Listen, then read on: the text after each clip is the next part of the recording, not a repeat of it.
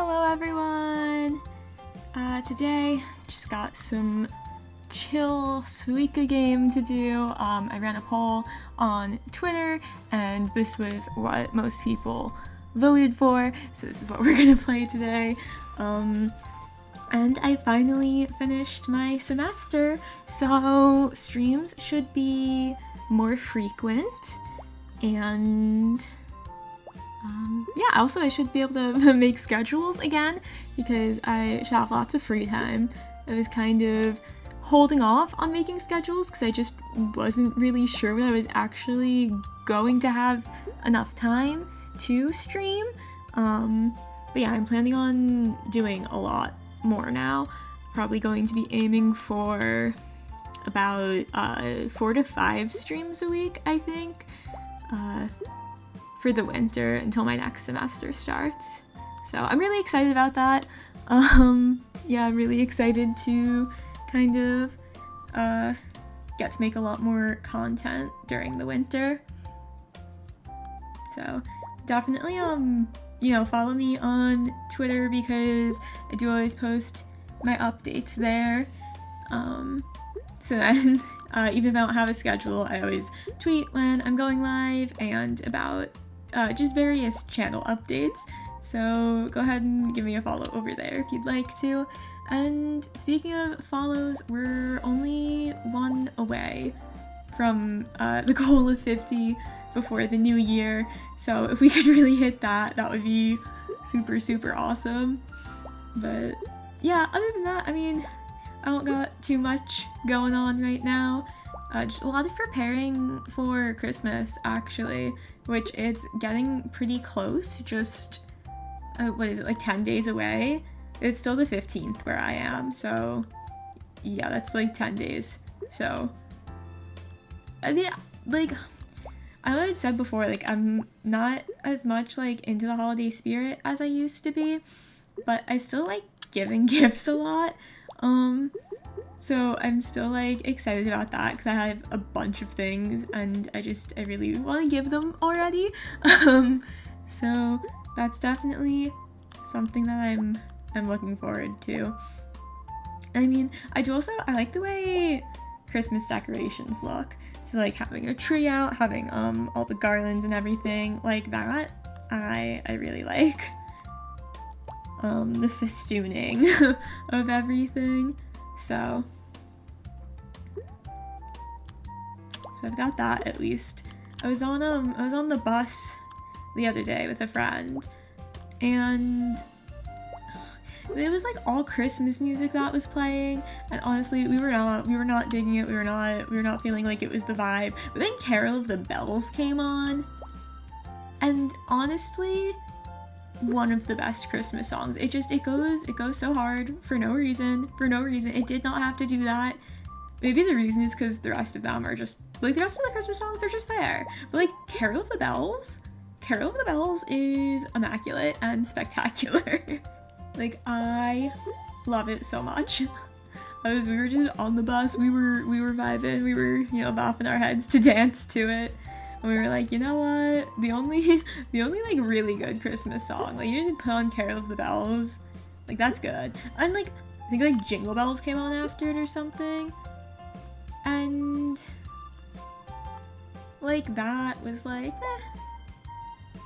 it's like like it was okay, it was alright, but like, it's not the same. So that's kind of like, probably, I would say, like, my favorite Christmas song. Maybe that's a weird pick. My favorite Christmas song would be Carol of the Bells. I think, like, right now. Like, I don't think it always was, but right now, I've been feeling that one. Gosh darn it, why won't that fall through? That should have fallen through. Go. Dang it. Okay, well, now those grapes are not gonna touch. Okay, not a great start. Hey, Super! Nothing today. None today. How are you doing? I'm personally thinking about Christmas because we're getting closer. So, but yeah, like it's like close yet also too far because like I'm so bad at keeping secrets. So so I have so many things that, like, it's like I just need to be able to give this gift so that I can stop having to keep it a secret and stop wanting to tell you about it. Yeah, it has been a while. How have you been doing? Glad that you were able to tune in again. Today, my goal here is I wanna get 2 watermelons. I've only gotten a watermelon once, and it was off stream. So the goal is to get not 1 but 2 today and actually get them on stream. So we'll see. We'll see how it goes. We'll see how it goes.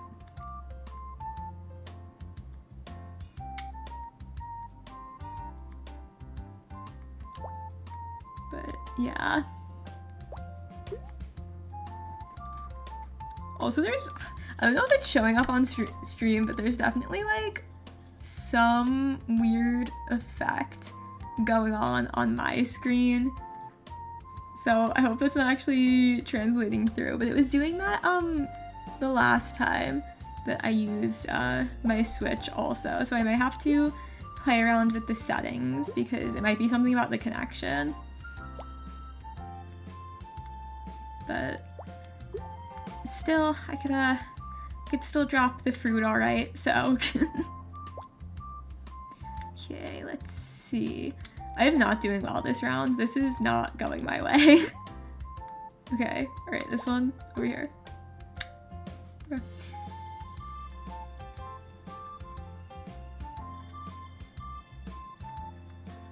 Life-changing stuff? I hope it was good stuff though. Like, I hope it's the good kind of life-changing, but definitely like, you know, a break from being online every now and again is good. Kind of clear the head and, you know, take time. But yeah, I was also not online as much because I was you know, finishing up my semester, which I'm actually done now. So my confidence that I'm gonna get a C or above on all my exams is pretty good because I only had 3 exams and 2 of them I already got A's on. So I think I'm gonna be okay with the last one too. Actually, I wish that I knew when the grades were due. I assume they're due like Monday or something because I would just like them to be posted so I could know and I could like truly be done with the semester. Because my brain is very much already on vacation, but at the same time, I'm still waiting on just like one last grade, and I think maybe a couple of essays the grades need to be put in. So it's like once all that stuff is in, I'll officially feel like I can you know, kind of just like, I don't even know, just like rest finally. Like I won't have to be like thinking about school for a few months. So I am excited for that. Like I said, my brain is very much already on vacation. It was a struggle the last couple of weeks. I do this at the, like, anytime there's a break coming up, is I struggle to not just immediately go into vacation mode. It's like, yes, the break is coming up, but it's not here yet. And yet my brain is still like, a break? You said break? Okay, I'm gonna stop working. And it's like, no, I still need you to do things. I still need you to do things for just a couple more weeks. And so I just gotta power through. But it makes it more difficult. Makes it more difficult, that's for sure. So, I don't know, like, I hate having to go and take, like, final exams and stuff, like, those long tests. Like, I just, like, feel so anxious about it, because it's just, like, looming over my head for so long, so you know it's coming. You just know you're gonna have to do it.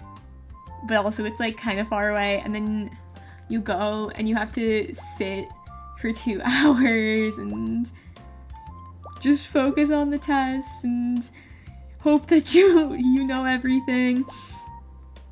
Also, I really hate it when teachers walk around during a test because they might like look over your shoulder.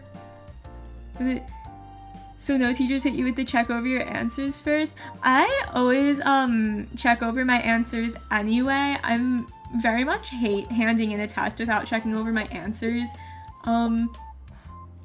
Yeah, because it's like so many times I catch like silly little mistakes that I made that like I know that that's not right. Like with math, it'll be like 2 plus 5 and I'll write like 6 because my brain did like 2.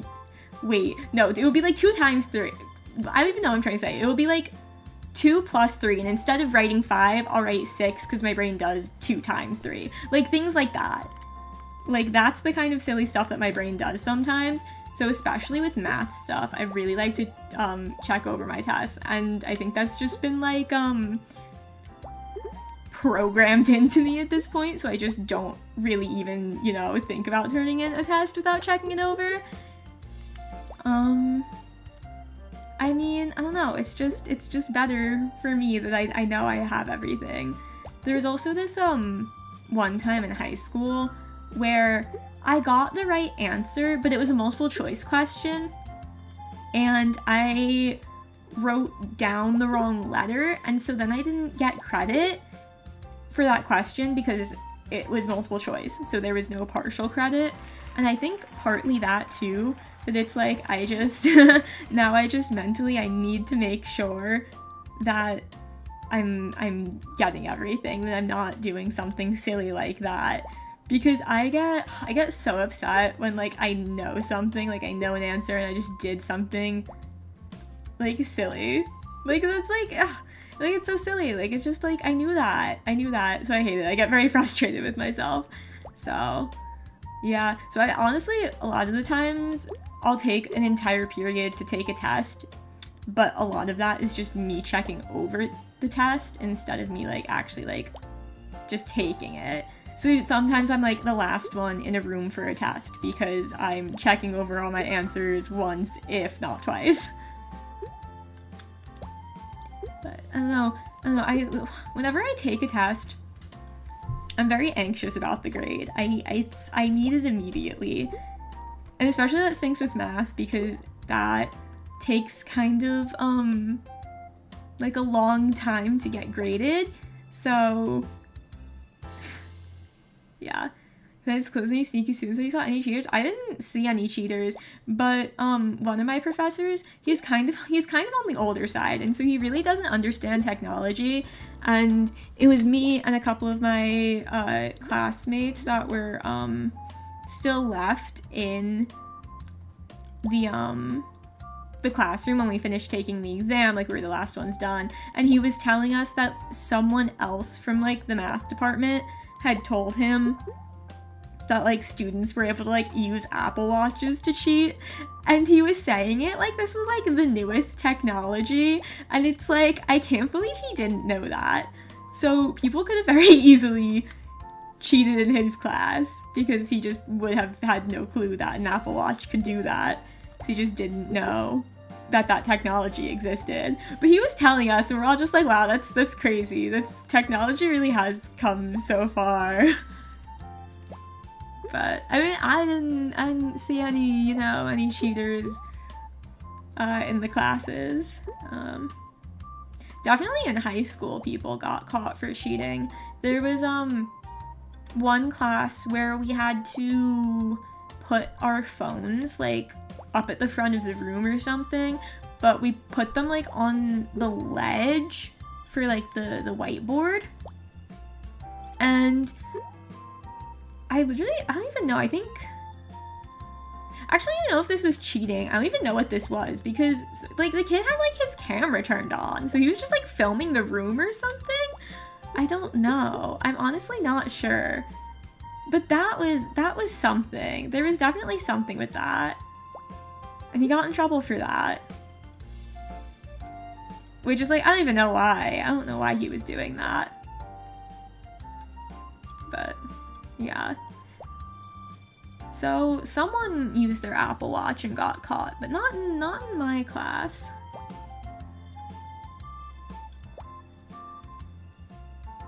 one time, again, like, I'm pretty sure this was, high school, not middle school, someone wrote the answers to the test on their pants, and they got caught. Like, it was kind of obvious. I don't know how he really thought he wasn't going to be caught, but I guess he was desperate. I don't know. That was kind of funny, though. I think yeah. Like, first of all, you ruined a pair of pants. Second of all, it didn't even work. You got caught. Students, take off your smart glasses and contacts. If you need glasses, we will provide you with those schools. Stop, because it's probably gonna get to that point someday. Because, I mean, I literally saw an ad earlier for, I think it's like Meta, and I don't even remember the glasses brand, but for like the new generation of smart glasses, and it's like, play music, take a photo. It's just, I don't know, it's a little bit like dystopian feeling, honestly. It's like, now I feel like I'm gonna be thinking about that, like, anytime I'm out and people are wearing glasses, I'm like, but what if they're smart glasses and they're taking photos? Like, I'm just saying. So, yeah. Because it's like, even, I feel like, you know, the standardized testing that schools do, it already, like, updated, I feel like, from what it originally was to be, like, smartphones and tablets and smartwatches and, you know, smart glasses, like, yeah, but the contacts, once there's smart contacts, that honestly, first of all, that would be crazy. I genuinely don't understand how anyone would be able to get that to work, and then second of all, students will just never actually learn anything. No worries, Emerald, no worries. Take your time, enjoy work. No rush, no obligation. But thanks for stopping by. Again, hope you enjoy work. You heard the one where you write the answers on the inside of your water bottle wrapper?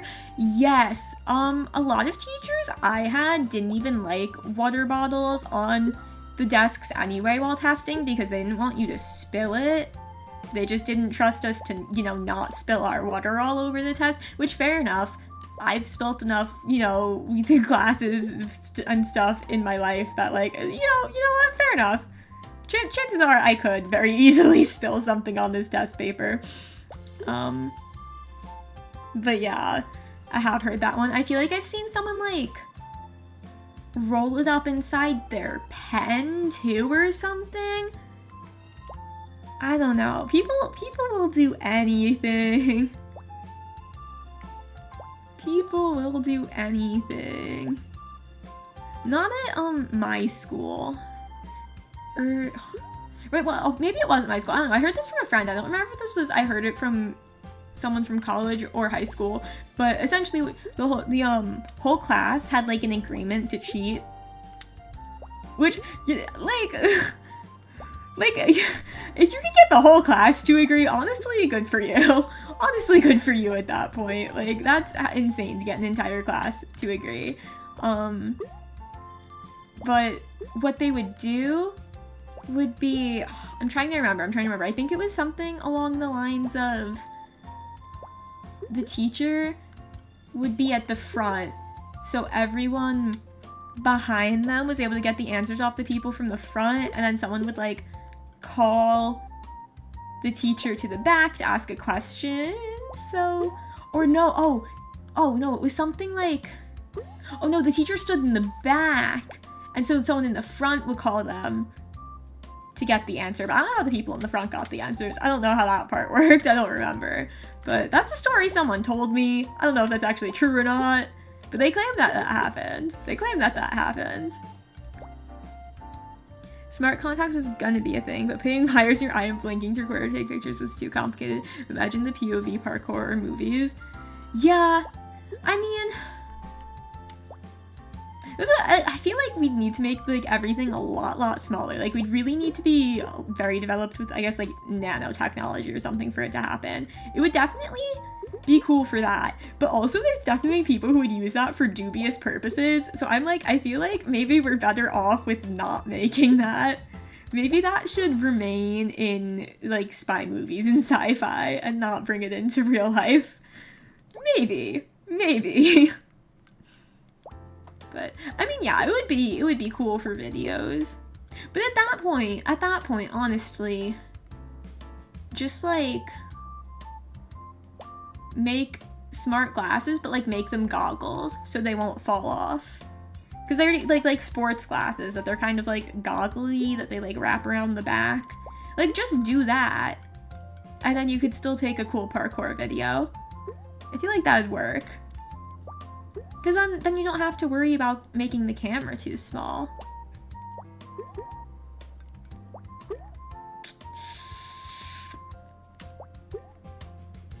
Which, like, I never had sports glasses. I am a glasses wearer. I don't like wearing contacts. But I was like, sports glasses? No thanks. Then the machine check runs. Yeah, I mean, like, I don't know. Nanotechnology is kind of just crazy, though. Like, when you think about it. Like, that they're able to make things that small. And I know... Like, honestly, I haven't really heard people talking about it for things like making smart contacts or anything, but for, like, the healthcare industry is definitely something that I've seen people be like, oh, well, the nanobots can, like, go in and repair cells, which, again, just, like, that, just the idea that we'd, like, be alive during that, like, development. But then it'd be, like, the kids these days with their nanobots. Back in my day. However, I feel like cell phones, something like that, those are getting bigger. Those are getting bigger and bigger the more time goes on. Like, also, I haven't updated my phone in a long time because I like having a home button. I don't want to have to and the Touch ID. Like, I don't want to have to use Face ID. I don't need that. I don't want that. And like I said, just the I don't know, the home button itself, I just like it. So my phone is still like on the small side, but I know plenty of people who have, you know, the bigger phones. And like they still fit in your pocket fine, but at the same time they don't fit as nice. You're on your deathbed, but the doctor tells you you can live if a machine does your surgery. Do you take it? I do not trust machines. But, I don't know. Like, that's it. Okay, if I was, like, old, probably not. Like, I'm just done at that point. If I'm old, I'm just done. Like, if we're at the point that the doctor's like, do you want the robots to save you? Like, I'm old, I'm just ready to go at that point. If I still had a lot to accomplish and I was like gonna die anyway, yeah, I guess I'd trust the machines to try and save me. But in general, I don't trust it. I don't trust the machines and stuff. Like robots, you know, technology and stuff. Like, I wouldn't trust that to operate on me. Like, I don't know. It's just, I've had enough bad experiences with technology, I feel like, and just like frustrations with it that I'm like, it's not its biggest fan. Like, obviously it's helpful. I had one teacher when I was in high school, and he was also on the older side, and so he didn't really know how a lot of things like worked for technology. And he would always be like, yeah, we're slaves to technology, like it's helpful, but if it doesn't work, we're all just messed up. And it's like, well, he had a point. Like, a lot of people would kind of, like, roll their eyes, but you know what? He did have a point, because, like, if Wi-Fi was down at school, and we had, like, you know, smart boards and stuff, we did work on our laptops like that, we couldn't really do anything. Even, like, posting assignments. Like, there was a while where my college had really, really bad Wi-Fi, and no one could even post, post assignments or, you know, submit their work. And obviously, at that point, the professors believe, you know, the students, because if it's everyone going, yeah, I can't submit my work because there's simply no Wi-Fi to do that, then they believe you. But, you know, otherwise, you try to use that excuse, I feel like 9 times out of 10 it won't pan out. Come on. It's not where I wanted that to go. It's fine. I got close one time to getting a single watermelon. It's not going well. It's not going well tonight. But I haven't played this. I haven't played this in so long. I just haven't even really been playing anything while I was finishing up my semester. So, I'm getting back into it. I'm getting back into gamer mode. Slowly but surely.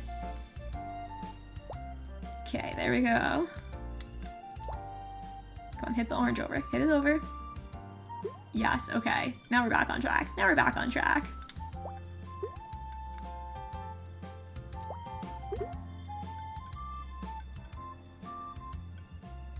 I saw a post on Facebook where this generation...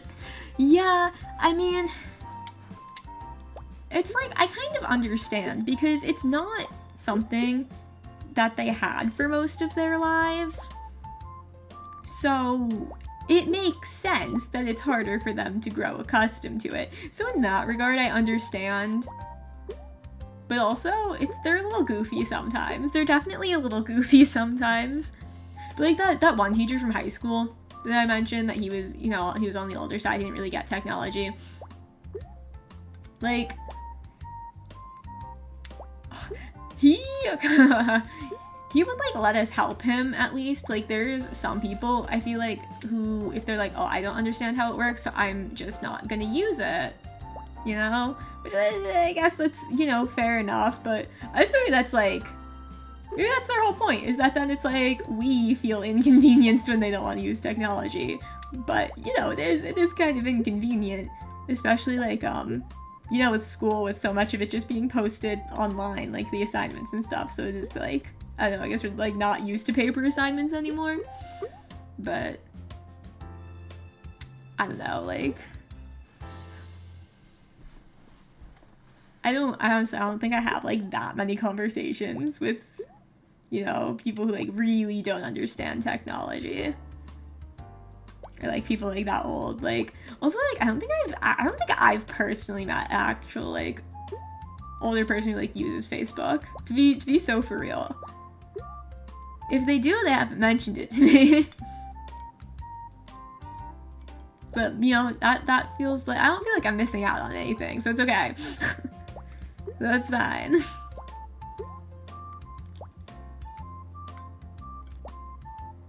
But yeah, it's definitely somewhat of a divisive topic.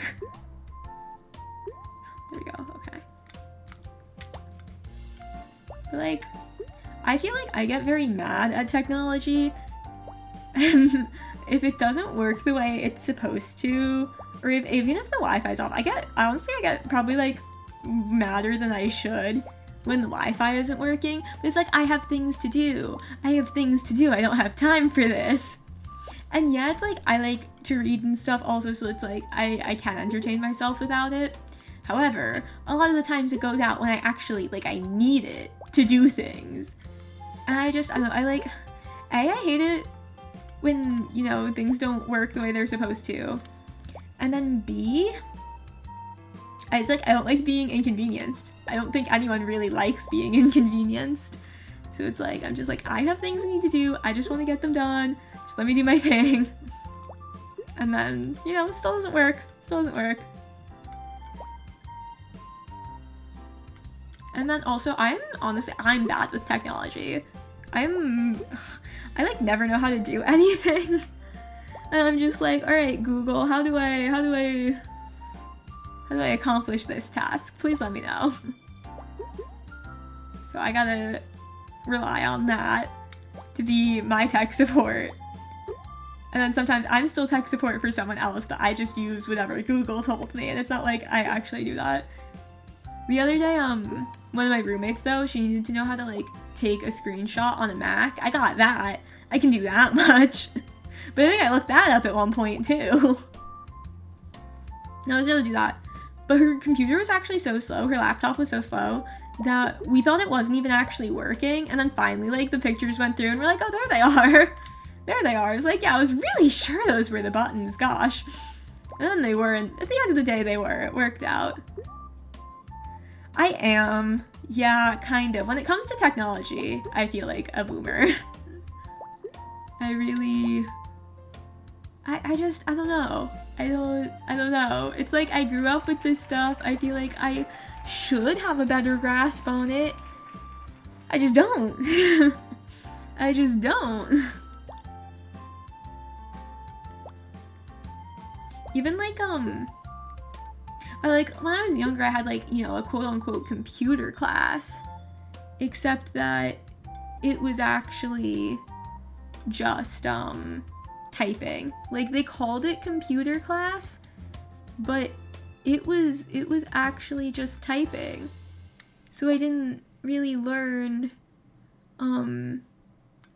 anything helpful like about computers. I just learned, you know, what technically the proper way to type is, technically.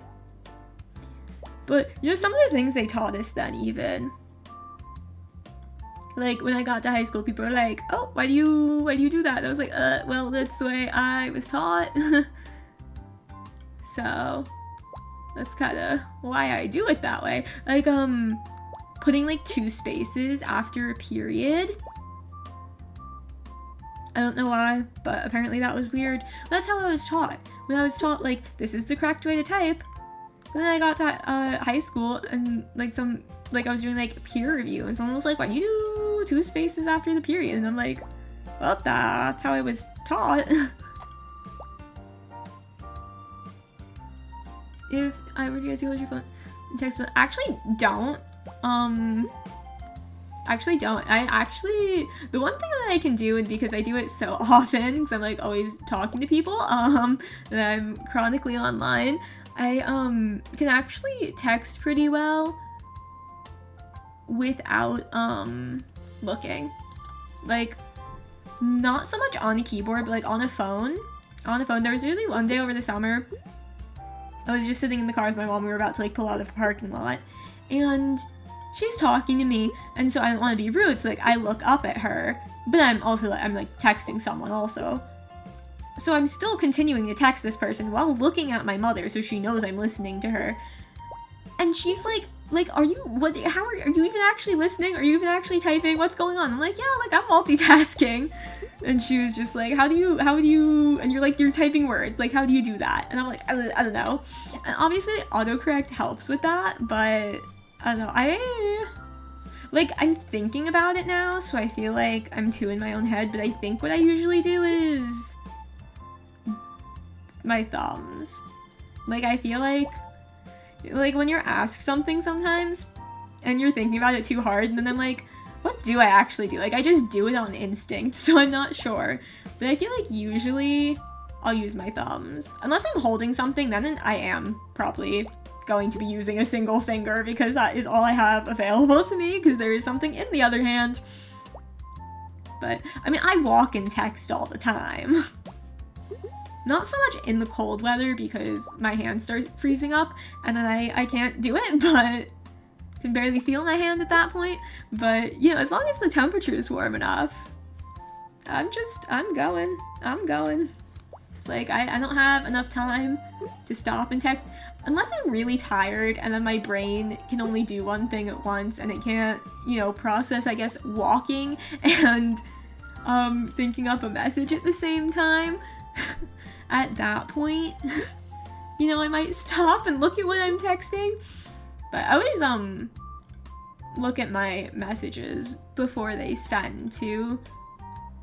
Just to be sure. I try to anyway. Sometimes I hit it. It's like whenever I don't check it, there's a typo, and every time that I do check it, it's fine.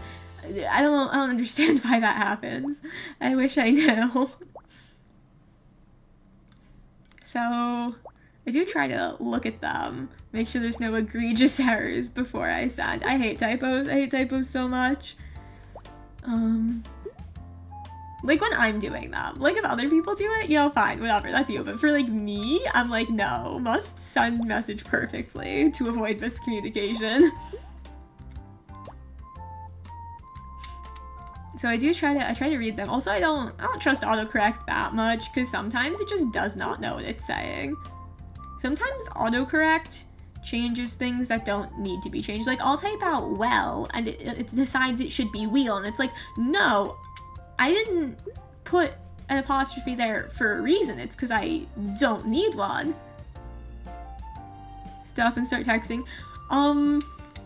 Like, The thing is, like, I do usually just do it while I walk. If it's cold, my phone's probably just in my pocket with my hands, just everything jammed into my pockets to keep warm.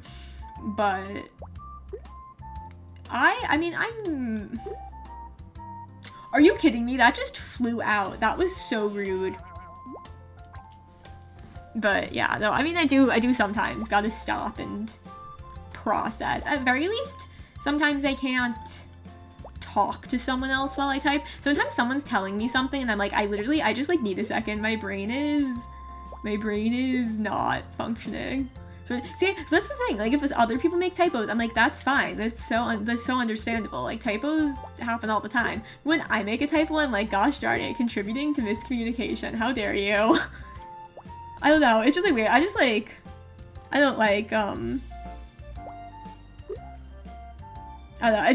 It's just like a weird thing about me. Like, I just like don't like sending typos. I genuinely can't even pinpoint the reason why. It's just for some reason I'm like, I don't know. I'm not a fan. And I have people who will send me messages with like the most egregious typos you can imagine, to the point that it's not even a coherent sentence. It like doesn't even make sense. And then they just don't even correct themselves. So it's like, what is this supposed to be? And then like that point, it's like, maybe you can help me out a little bit. Help me figure out what you're trying to communicate to me. It's like, they're talking to me. I just know it. They're trying to communicate. Yeah, I think maybe that's part of it. Is like, first of all, I'm a stickler for grammar, right? Like, for me personally, like if I'm typing something, I'm gonna do proper grammar. That's just how I am. I think maybe, like, I very much have like a writer brain. Like, I write a lot. So I think it maybe is just drilled into me. But, so I've got that already where I'm going to be very proper. And maybe that's part of it with the typos too. I also just like hate having to correct them. It's like, okay, well, I sent this message and now I have to correct what I meant. And then also, not to mention, there's always the possibility of making a typo that you will never live down. You know, sometimes you make a typo and then people are going to laugh about it for the rest of your life, and it's gonna get mentioned every time you see each other. I mean, I've had some happy accident typos. When I was in like grade school still, someone in my friend group had texted, instead of LOL, they put Lou, so LOO, and then that was like a little, like joke. It was like an inside joke with our group, was that we'd say Lou instead of LOL. And at least handle abbreviation. I actually love abbreviations because that saves me time. So it's like either proper grammar or I send 5 different abbreviations in a row. So you better understand what abbreviations mean, because otherwise I can't help you. Yeah, no, I am a fan of a good abbreviation. Oh, so many times I'll see abbreviations like myself, just like like on social media or something, and I just won't know what they mean, and I'm like, internet time. I'm like, gotta figure that one out. I'll like stare at them. I'll be like, what's this one? What's the communication happening here? I usually can't figure it out, so I'm like, okay, I'm gonna take to the internet to tell me. And then sometimes you get like 3 different answers, and I'm like, context clues, I guess. My favorite, my grandma actually did think for a while though that LOL was lots of love.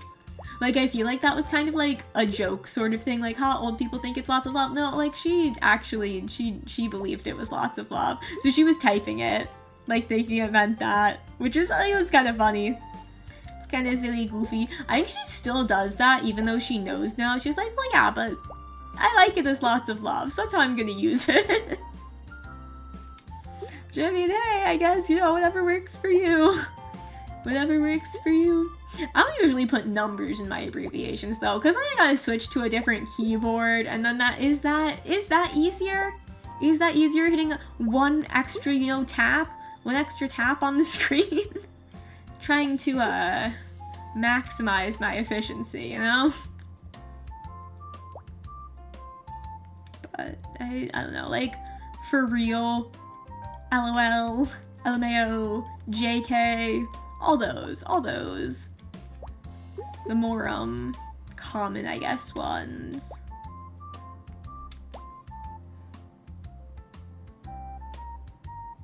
Oh gosh, I can't figure that out. CYUWIAS.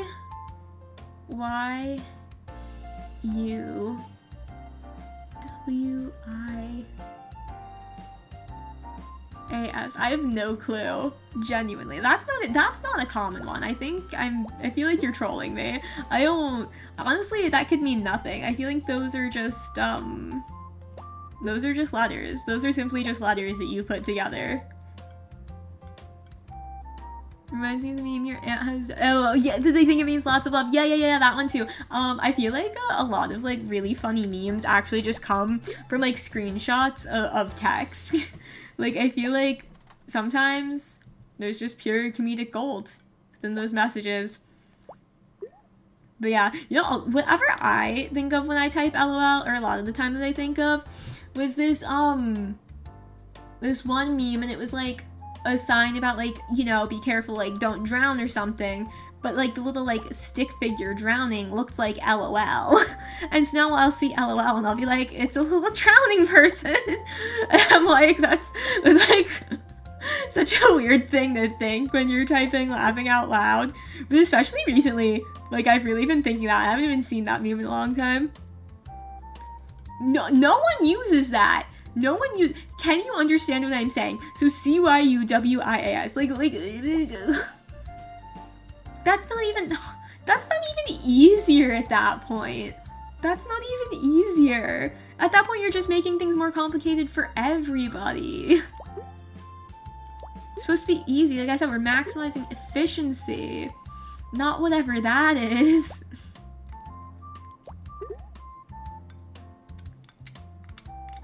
No, I am a fan of a good abbreviation.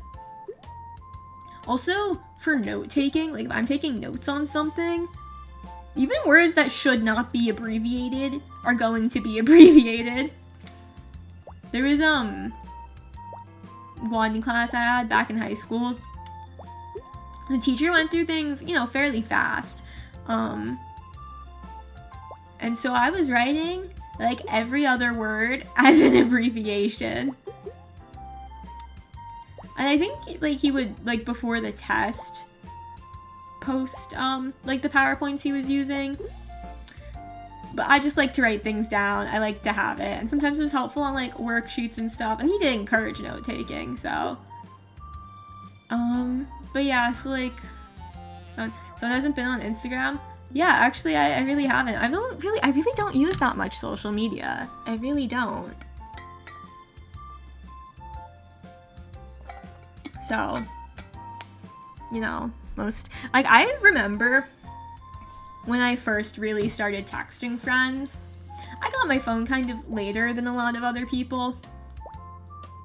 I think, you know, obviously not everyone had one, but I was definitely on the later side of people getting phones. And, like, I would start texting. I just, like, didn't know what anything meant. People would be sending me abbreviations. I was looking up, like, every other message. Because I didn't want to ask. And I will still do that. I will always see if I can find the answer online before I ask, which I feel like says something about me. That I'm like, I don't want to let this person know I don't know this thing. But I will just see if I can find the answer online. And 9 times out of 10, I can. Like, especially if it's just like an abbreviation I don't know. Like, I'm not going to ask the person. I'm just going to figure it out myself and then seem like I know what I'm doing, even though I don't. But like, I don't know. Like, I always feel awkward too, because sometimes people like ask me and I'm like, oh, so I shouldn't have used it because now they didn't know and I don't want them to feel bad that they didn't know. But I think that's just a me thing. I think I just have issues where it's like, I just don't like not knowing things. Like I said, I feel like it says something about me that I'm like not wanting to tell. that like, oh, I actually don't know what that means. I wouldn't call you getting a phone later if you have a home button on your phone. Well, like, I mean, I got a phone, like, when I was, like, older than, like, when a lot of my classmates got their phones. So we literally, I mean, I think I was in 8th grade? Well, my first phone was technically a hand-me-down. Because, my older siblings got, like, a smartphone then, so then I got their old phone. But I think I was only in 7th or 8th grade when that happened. And most of my classmates had either gotten it in 5th or 6th grade, maybe, or at least 6th grade. At least 6th grade, or had gotten it, earlier on, like, in the year. I don't know. Something to that effect. So, like, in that way, I got it later than when a lot of my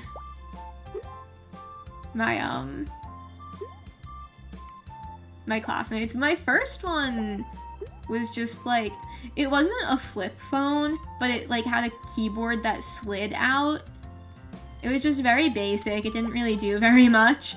So that was my first. And, like, also a lot of people, their first phones were just, like, right off the bat, like, they were getting, like, iPhones and Androids. Like, I did not. I did not. So I already had that. And I think even with that flip phone, or, you know, slide out phone, like, I don't know if that counts as a flip phone or not. I don't think I was allowed to be, like, texting friends on it, really. Like, I think it was just, like, if I needed to contact my parents for the most part. Like, I'm not entirely sure. But at least definitely, like, the first year I had that, it was more just, like, you know, in case of emergencies and stuff. But it's like that way. So what I have now, I've had this one for a few years, actually. It's getting kind of slow. I'm just stubborn because I don't know if I'm going to be able to get something else with a home button. But I just like it. My mom too, she's the same way, that she's like, yeah, I don't want that. I was with my sister last weekend, I think it was now. And I hadn't seen her in a bit. Whatever, I took my phone out and she's like, you still have a home button? And I'm like, yeah. But it's like, it's not been that long since I've seen her. Like, I've had this phone for years. I actually thought that I upgraded it at some point. But I saw her, like, earlier in the month. Like, I'd see her, as it was technically last month at that point. Like, I saw her at Thanksgiving. I wasn't really, like, on my phone that much, but she for sure saw it. But it somehow registered in her brain, like, oh, you still have a home button? Your phone is kind of old at this point. And I'm like, I don't want to not have a home button. I don't know. I just like it. To me, Face ID seems less convenient than the Touch ID also. So, join the Samsung side. We have cheap phones, but they're very powerful. I don't know. I feel like people who have Samsung phones are very much like pro Samsung phone, except that everyone else usually has an iPhone, and then people like get mad at them when they like, you know, mess up the way the group chat looks or something. Even like literally the message bubble colors that Apple made, like iMessages blue and just text messages green, and the green's not as nice looking as the blue. Like, that's literally to peer pressure people into getting iPhones, because then, like, you know, the messages look nicer. I'm pretty sure I read that somewhere. I mean, like, don't quote me, I guess, because I didn't cite a source, and I don't know the source that I'm citing from. But I definitely read that at some point, so I'm gonna assume it's true. I think, like, other people had known that also, so I'm gonna assume that. Unless we all got it from the same fictitious source. I don't know. Because, I don't know, like, I've had friends who've had, I don't know, like, Androids or Google Pixels or whatever. And then, it's like, you can't name the group chat or something. And so everyone, like, gets mad. It's like, I can't change the group chat name. I can't put in a photo. So, too late, already coded you? Good. I hope you put it in an academic paper. I think that's what you should do. It doesn't even need to be peer reviewed. If you're citing me in an academic paper, you're literally good to go. You're done. That's it. That's all you need. In fact, all you need to say is like Honey said, and then you're good. You're set. No one will question you. That's definitely how it works. I am the authority. That's it. I'm the authority on all things. Just capital T, the capital A authority. That's me. I mean, listen, there's a lot of times when I've been like, you know what, they should just put me in charge. And that's like anytime I'm upset with anything, I'm like, they should actually just put me in charge because I know what the problems are and I've literally devised a plan to fix them that they should implement but never will. And thus they should then give me the leadership position so I can implement those changes and make my life better, but also make everyone else's lives better because they'll also be happy with the changes. Like, I said that so much at school, honestly. Like, in my high school, I was like, actually, they should just put me in charge. I think we'll all be happier students at that point. So, not like I actually want to go into, like, you know, teaching at all because I don't want to deal with that. But at the time, I was like, hey, if they just put me in charge with my no credentials, I think we'd all be better off. Like, I literally just put me in charge of the policy, honestly, because I don't want to think about, like, finances and stuff. I really hate thinking about that, but, like, put me in charge of your policy, because I know.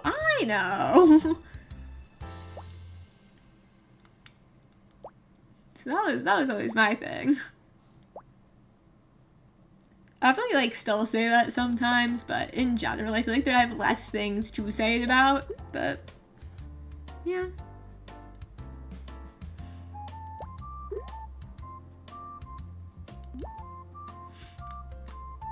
It's all good, though, at the end of the day. If I could make it out of high school, I could do anything. Even though I don't like policies, I made it out of high school, I could do anything. So, or, yeah, it's fine. It's good. It's fine. Okay, alright. Concentration. This is, I feel like I was off to such a strong start. Hilkaya, hi! Thank you so much for the raid! Hi viewers, hi Hilkaya! What were you guys playing? I hope you had a really fun stream. Have some heals? Honestly, I need it. I'm literally so, like, achy. I do need the heals. My knees, I was like bent over, like squatted, like looking at things in a store earlier, and I literally like just stood up and was like, I can't do this anymore. My knees are killing me. And my sibling was like, you're weak. I was like, I'm sorry, my knees are old. You were playing Valorant, cringe? I really want to get into Valorant. I'm just really scared of oh my gosh, I hit the follow goal! Thank you so much! Thank you so much. I do really want to get into Valorant though. I just like, first-person shooters in general, they seem like fun, and I know like a lot of people like playing them. I like never have though. I actually recently started Overwatch like a little bit. I did not have a lot of time. I chose to do it at a time when I was very busy because people told me that would be the easiest to get into, so I'm gonna work myself up to Valorant. Valorant is scary, would not recommend. Okay, good to know. Good to know. Save myself from all of the FPS games. Yeah, maybe I should. But like, I played Overwatch like a little bit. I kind of just did the trials so far, or like the tutorial stuff. And first of all, I hate tutorials. If the game does not require me to go through a tutorial, or if it lets me just skip through it really fast, I am doing that because I don't want to deal with it. I don't want to deal with it. Overwatch is also sad. No, listen. I need to prove myself as a gamer. I had to prove myself as a gamer. So I gotta start with the FPS games. Another thing people have told me, and I don't know if this is FPS or if it's third person, was Fortnite. Like, people that I know IRL like really want me to play that one. So, you know, maybe I'll try that one at some point. But I was in general not sure where to start with FPS games, because again, I was like, this is scary. The lobbies scare me. I'm terrified. Fortnite is also fun with friends, at least. Yeah, my friends are all say like it's really fun to play with like people that you know, and then also like don't do build. Just like don't, probably bad for you. That would be me. Like, except that I like, that's like the one thing that like people I know actually play, because it's either like I have a few friends that play Genshin Impact and like friends that play like Fortnite and a few other FPS things, and other than that, like I don't really like know people who game a lot, you know, from like IRL stuff.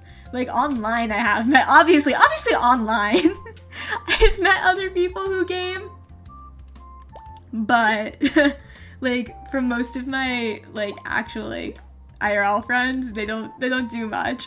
So I have one good friend that she plays Fortnite with her boyfriend, that's so cute. Like, honestly, goals. Like, they're such a cute couple. But then she was telling me, she was like, wait, you should also play Fortnite, and then we can play Fortnite together also. And I'm like, honestly, maybe that's a solid plan. Maybe that's the way to go. But also, like, I swear I've also seen so many people being like, oh, I met like my spouse in like a Valorant lobby, and I'm like, literally how? I'll probably be playing these games with like no mic, mind you, because I don't need that stress. If I do not have to be talking to the people in the lobbies, I'm probably not going to be. But like, hey, good for you. Good for you. Like, I'm happy for you. Me personally, I just want to be over here and just being like, pew pew pew, and then just hopefully winning. Hopefully someone's gonna carry me, because I don't think I'm gonna be that good at it. To work my way up. That's my plan. Yes, hashtag winning. Yes, that's the thing. I'm like, okay, my friends want me to play these games. Clearly they play them. They can carry me. That's the thought process. That is my thought process. That's how I feel about it. Here they go, and hoping. Thank you. I hope you can have like a good rest of your day. If you're going to sleep, have a good night's sleep, and if you're just starting your day, yeah, I hope the rest of it's really fun for you. And thank you again so much for the raid. Yeah, definitely. Since streaming, I feel like I've been actually motivated really to kind of get into a lot of things that I've been thinking for a while, like, oh, that'd be kind of fun to play. That'd be, oh, I might like to play that one day. But also, I only really got my PC over the summer. So there's a lot of things I was like, oh, I'll play that when I get my PC, and then I didn't even actually have time once I got it. So I'm getting into stuff now. That's what the break is gonna be for. Wait, actually, that's crazy. That's good. See, this is what I'm saying. Like, I feel like so many of these games, part of why I get so scared of them is the reputation that the lobbies have, and which is why part of that I'm like, I'll just sit quietly in my room and play it. You know, I won't talk. But then like I see people saying that, I'm like, that's like, how did you vibe that much during like an FPS game? But like, hey, if the Riz happens, the Riz happens. As someone with zero Riz, I respect it. Absolutely none. Negative Riz, even. That would be me. But yeah, Call of Duty, honestly, I've never really been inclined to play Call of Duty. That one never really spoke to me. I feel like Overwatch was a good suggestion for me to start with, because I actually really like the aesthetic of that game a lot too. So I feel like that was a good suggestion. I actually had run into a friend at one point that right around when I was like really trying to figure out which one I wanted to start with. and he happened to be like going out to like buy a controller, and so I was like, okay, well, what game are you playing? And so then at that point it became apparent to me that he like played FPS stuff, and I was like, all right, you're my go-to now. What do I start with? And he said to do Overwatch, and so I was like, okay, I'm gonna go with what you say. I'm gonna trust you on that. But it still kind of remains to be seen if I can actually get good at that at all. Hopefully though. Because like I said, I also like on Twitter, like kind of is going around is goals for the new year. And one of the things that I put was like, I want to collab with other people. I'm just like, first of all, I don't play that many games that are good for collabs. So for starters, there's that. And second of all, I'm scared. I'm a little scared. I'm like, I don't know how to reach out to people and do it. But that's what I feel like a lot of the FPS games are good for collabs. So that's part of it too, is like, I do very much like when there's like a community. Grill say ooh, go back to the game. No, not the grill. Say ooh. Yeah. This is what I feel like, I don't know, like that's why I'm scared of the lobbies. I'm like, I'm a little nervous. I'd be a little nervous about that one. So, you know.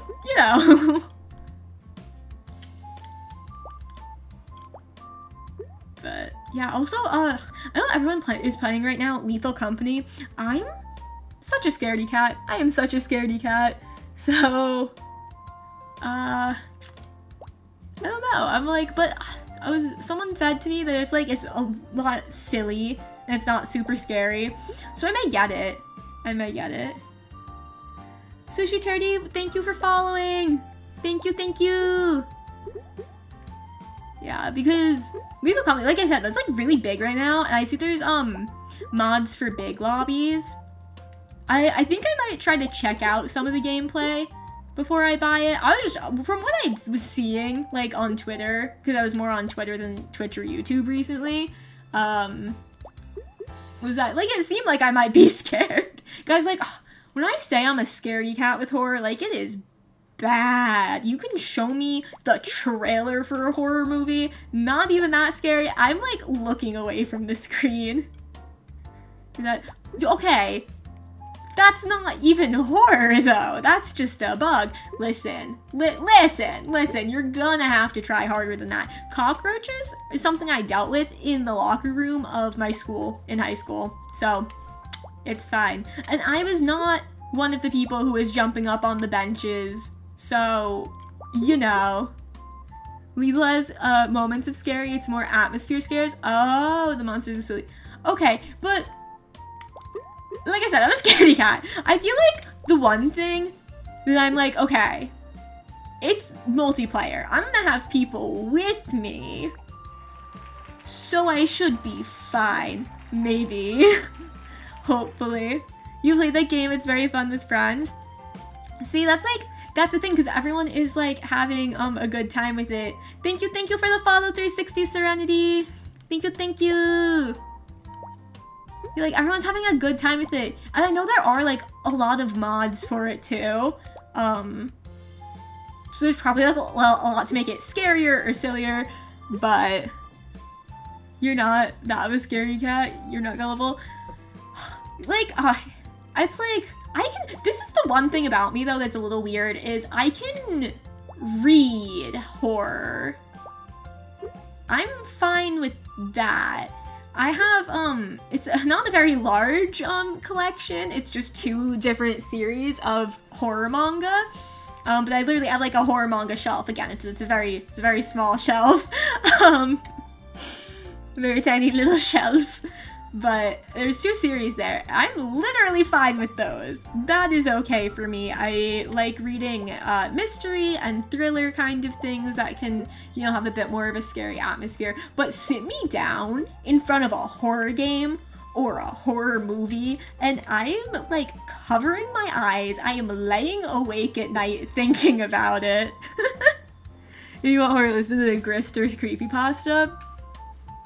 I've heard like one creepypasta before, and I think it was more silly than scary. And so I wasn't actually sure if creepypastas were like genuinely supposed to be like that scary or not. You know, I had this period where I was like, oh my gosh, BuzzFeed Unsolved. I was like kind of into BuzzFeed Unsolved, but I would watch it right before going to bed, which was such a mistake. That was literally so bad. I was, gosh, like I already said, like if you show me a horror movie, I'm gonna be thinking about it at night. So showing me like things that actually happened, showing me true crime right before I sleep, which was literally just my own choice. And what a choice it was! Yeah, it was fun times, good times, good times. Hey Maria, hey! Yeah, so, I don't know, I'm like weird. I'm a little silly goofy. But, I don't know, I swear my sibling had said something to me that like I'm predisposed, like genetically, to being like more afraid of horror because I'm younger or something. I don't remember. I'm really gonna have to follow up because they told me once and I didn't actually latch on to the information. Am I winning? Well, I haven't gotten Suika yet, so I don't know about that. I don't know that I could count it as winning. I've gotten like the melon before it, like the cantaloupe, if that's what that is. I've gotten up to there. I've only gotten Suika once and it was off stream, so I need to prove myself. Lucid dream and take over the nightmares. I want a lucid dream so bad. Lucid dreams seem so cool to me. I remember reading this one book when I was in, I don't know, 7th, 8th grade, and one of the characters could lucid dream, and ever since then, I've been like, dang, I want to do that. Let me have one. But I've also kind of had those periods where I'm like, okay, I'm gonna try to train myself. And then I don't. I'll look up all the tips and tricks. I'll do it for 2 nights and then I'll stop. So I can't want it that bad. Thank you, thank you. Yeah, no worries. Get going. Have a good rest of your day. If you're going to sleep, good night. Sleep well, sweet dreams. If you're not, have a super fun, relaxing, cozy rest of your day. And I hope to see you again soon. Chila art games aren't horror, but they're more of something peeled off. Okay, I've seen playthroughs of those, and I'm usually fine with them, actually. I do get a little scared sometimes, a little bit. It also depends on the streamer, because some of them just have the most comforting vibe, or they make like fun of the games, and so then it's like, it's easier to watch then. But like something that I watched like a playthrough of that I really couldn't handle was Madison, I think is what that one was called. It was like one of my favorite streamers, and I was like, I'm gonna go now. I don't like this anymore. Yeah, I definitely might, because they're usually like, I've seen, like I said, a lot of them. So I don't think I ever saw a playthrough of the karaoke. Were they the one who had like a cafe one? Was that them? Oh, they have like the bathhouse. I think that one scared me a little bit. The kidnap, if that's the recent one, that one seemed okay. That and Parasocial seemed maybe okay. You might like Yume Nikki. Actually, I haven't heard of that. FNAF VR dropped a new game. You don't have VR. I actually don't have VR. This is true. This is in fact true. But Yume Nikki, if that's like you know, just scary but not too scary, yeah, maybe because, or like lighthearted kind of scary, like maybe. But FNAF, I've never played a FNAF game. I haven't heard of it. No, guys, I live under a rock. Guys, I'm just a bee. I'm just a bee turned anime girl. I don't know things. I'm just a little insect. I don't know anything. Oh my gosh, but yeah, FNAF, I have, like, one friend who's not super into the lore, but is, like, somewhat into it enough to cosplay. I think Glam Rock Bonnie is what they cosplayed. Maybe. Potentially. It was a good cosplay. It's a good cosplay.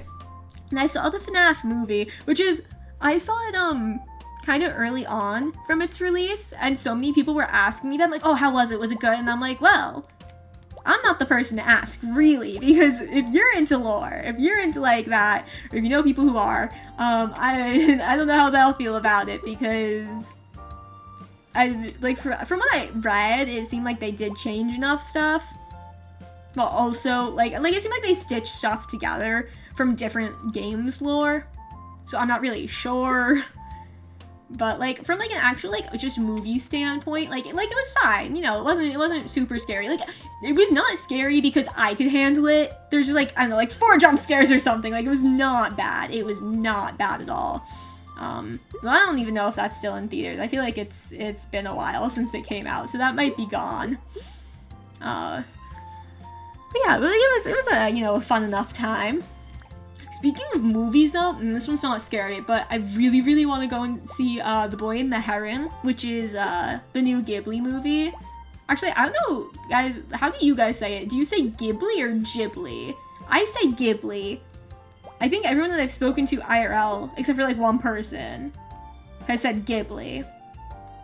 You too? Okay, good. We're right then. 2 of us in chat, you in chat and me streaming, we're good. We're Ghibli. That's Ghibli, and that's how I'm gonna say it. And if you disagree, it's my stream. If you came for the animatronics, you'll hate it. If you came for family drama, then you'll love it. Okay, yeah, that's true, because it didn't focus on the animatronics, like, that much. However, I will say something really cool about it. The animatronics from FNAF, like, from the movie, those were practical. Those were actual, like, real pieces made by the Jim Hendrix company. I believe that's what it's called. Yeah, so, like, that is cool. I love it when, movies use practical effects. I love practical effects. I also, like, I feel like they age better than using CGI. CGI, even if it looks cool at the time, you know that in a few years it's going to be so obviously fake. And it works for really old movies, then they have a certain charm. But if you watch a movie from a few years ago and it's like, oh, this is so obviously fake, it's like, meh. You say it as Gibby from iCarly? Well, like you ignore the L or you use that G sound? Like, are you giving me an example or are you telling me you ignore the L? Because if you ignore the L, that's a new one. I've never heard anyone do that before. So, I don't know. I don't know what to say about that. Oh, I don't know. So, interesting. It's interesting. Silent L. Who knows? Language is really weird, right? Language is bizarre sometimes. That you'll have like 85 million letters in the word and you say like 3 of them. I'm looking at you, French language. I had a friend who took a trip to France and she was like trying to learn some French and she was telling me like it was actually like really hard. She was not having a good time with it. She was like, yeah, I don't know if I'm gonna do this after my trip. I think I'm just gonna try to get some stuff for that and then stop. And I was like, fair enough. Fair enough. But yeah, I don't know. French is like such an interesting language because it's like, I don't know if like pretty sounding is the right word for it, but it has, I think, just such a unique sound that it's nice to listen to. Me personally, that's how I feel. The one thing everyone says, croissant, croissant. That's about all the French I've got. There was a time though, when I was younger, and my siblings and I would be like, jus de pomme, which I don't even remember. I don't know if that was just juice or apple juice. And like fromage, which is cheese, and I'm probably butchering this French pronunciation. And croissant. And those were like the only 3 French words we'd say to each other constantly for no reason. It's not relevant to the conversation, but we would say them. The language is America from the US. Give me a hell yeah. Hell yeah, brother. Hell yeah. Good old America.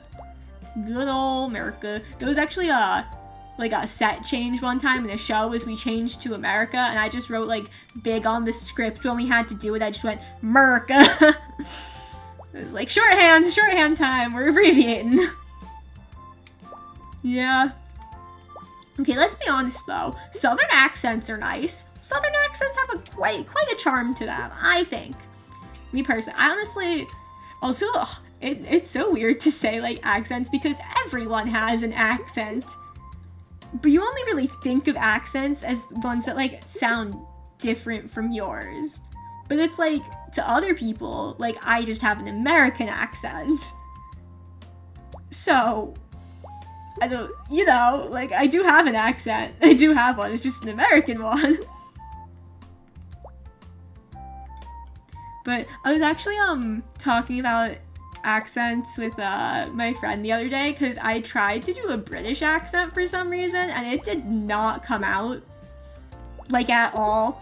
I think I sounded maybe a little bit Australian, but I did not sound British. And then I was like, you know what? I just can't do a British accent on command very well. Sometimes I'm just talking and a British accent just slips out from nowhere and that sounds fine. But if I intentionally try to do it, nah. Down by the creek. It's creek. Gosh, the way my sister when I was younger, she would get so like worked up about the way people say crayon, because like I was young enough, me, my other sibling, we would be like crane or something like that, or like crayon. We go crayon, and then she would be like, it's crayon, and I was like, that's overpronounced. Maybe we're not pronouncing it enough, but that is overpronounced. No one is out here going crayon. Like, hey, can you pass me the crayon? Like, crayon. I don't know, me personally. Another one that I know people like argue over is like coffee. I don't even know what the other way to say it is. It's like, it's coffee. Like, coffee? Like, I don't know. Like, how else are you gonna say that word? You personally. I say that all the time. I go, me personally.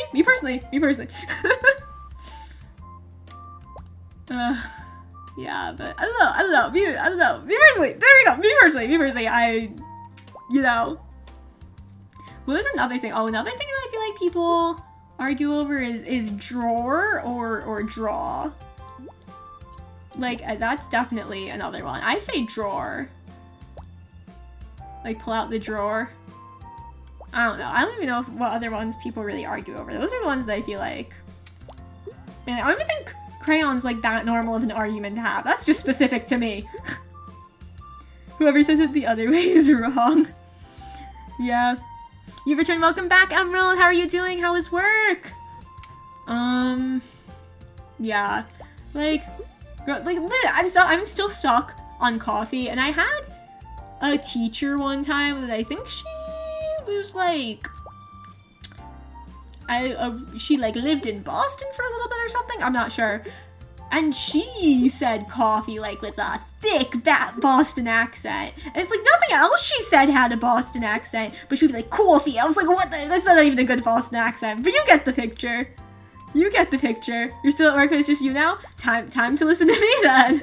I will keep you company. Me and chat will keep you company at work. But I don't know. I don't really see another way to say coffee. It's coffee. It just is. It is what it is.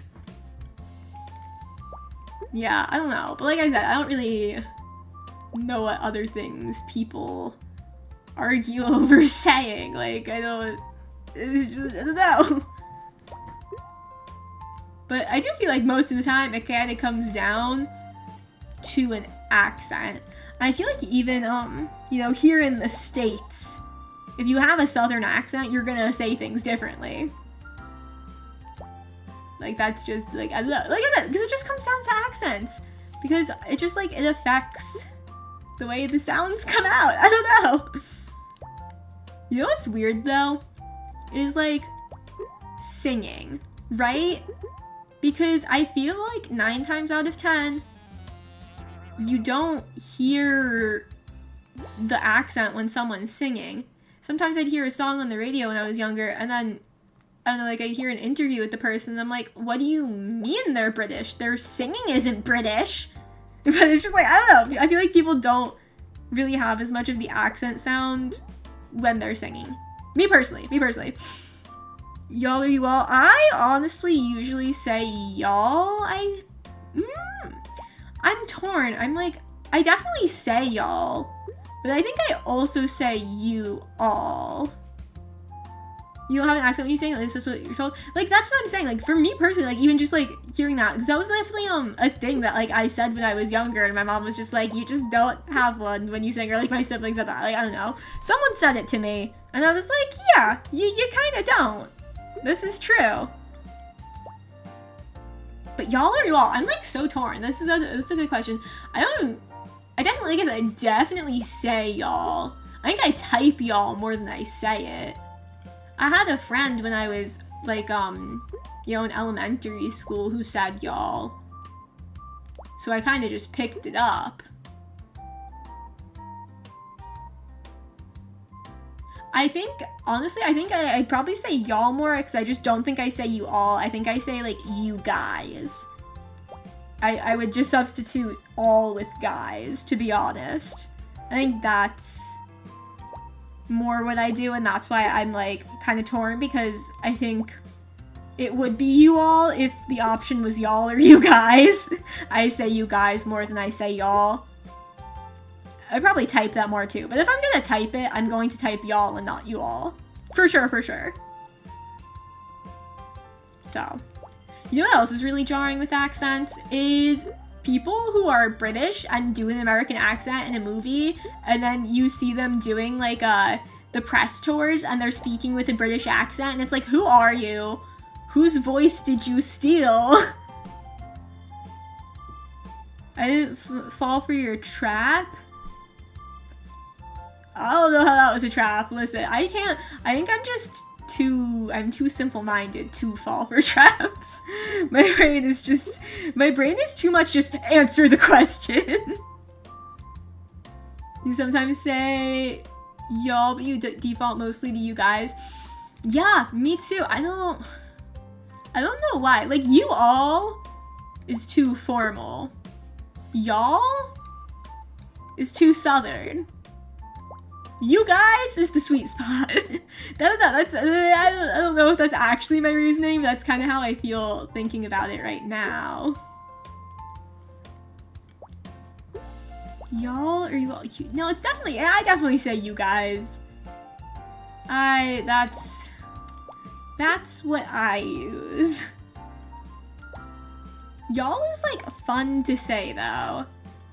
I think it also depends on how silly goofy of a mood I'm in. If I'm in a very silly goofy mood, you know, honestly, I think I say y'all more when I'm worked up. I think that might be it.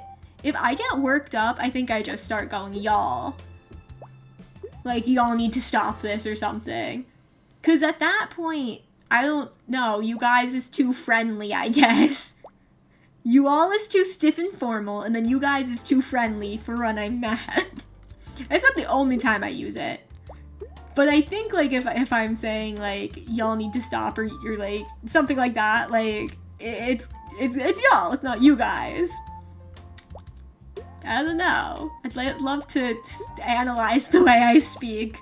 It'd be interesting. I should record myself for a full day and listen to it back and just, like, document all the things that I say and the way I speak.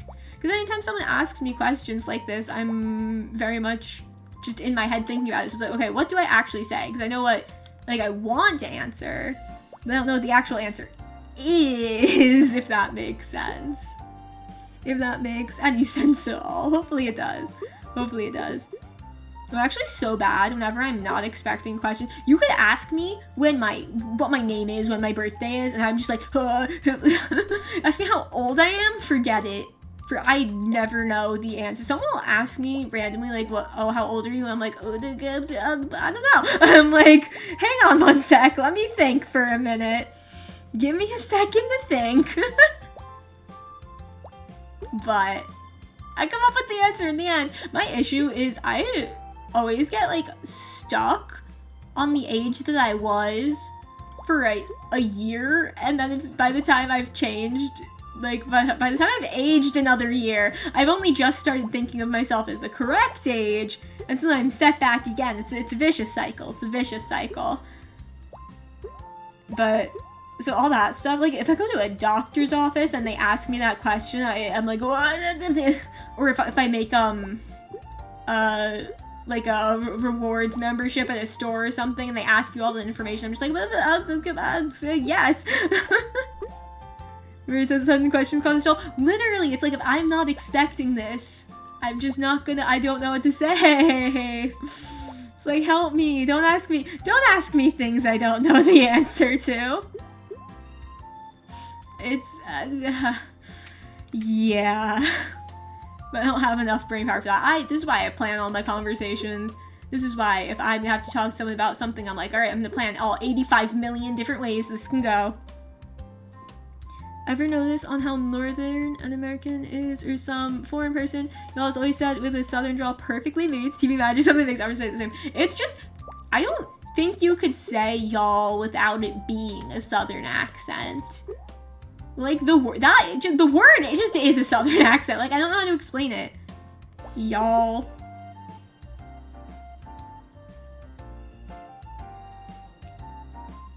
I don't know. Don't ask me to spell things backwards. Don't ask me. That's another thing I hate. I literally having to do anything backwards. Like those was it Cranium? Those games, and there's like challenges for like spelling things backwards. I'm like, I don't know. Let me like write it down and then write it backwards. It's like I'll have to sit and like really look at something and like try to do it. Sometimes even like as a joke, if we're saying like, oh, it's the antithesis to this, and so I'm like, okay, what's this thing backwards? And then that's what it is. But I can't figure out how to actually like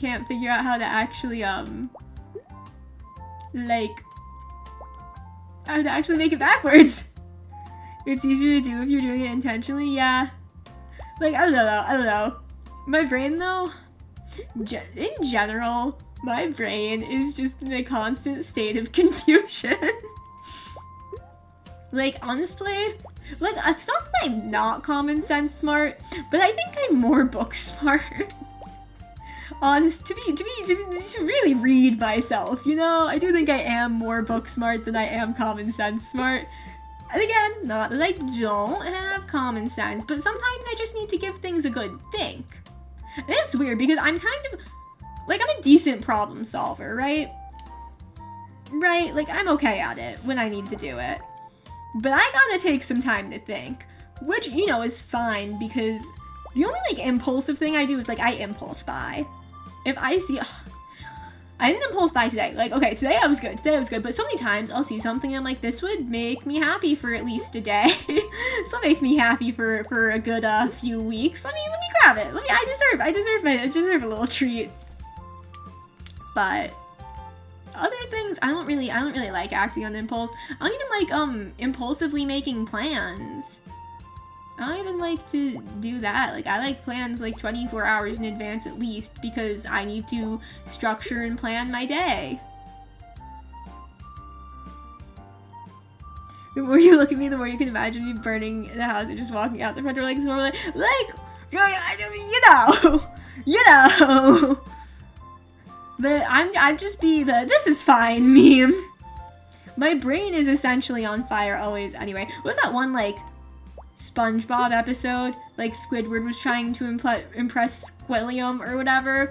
and then SpongeBob is like looking for his name and his brain is like burning and everything. That's me on a constant daily basis with everything. This is why it's hard when you ask me a question and that's why my brain just stalls, because I'm like, give me a minute to think, give me a minute to think, I don't know.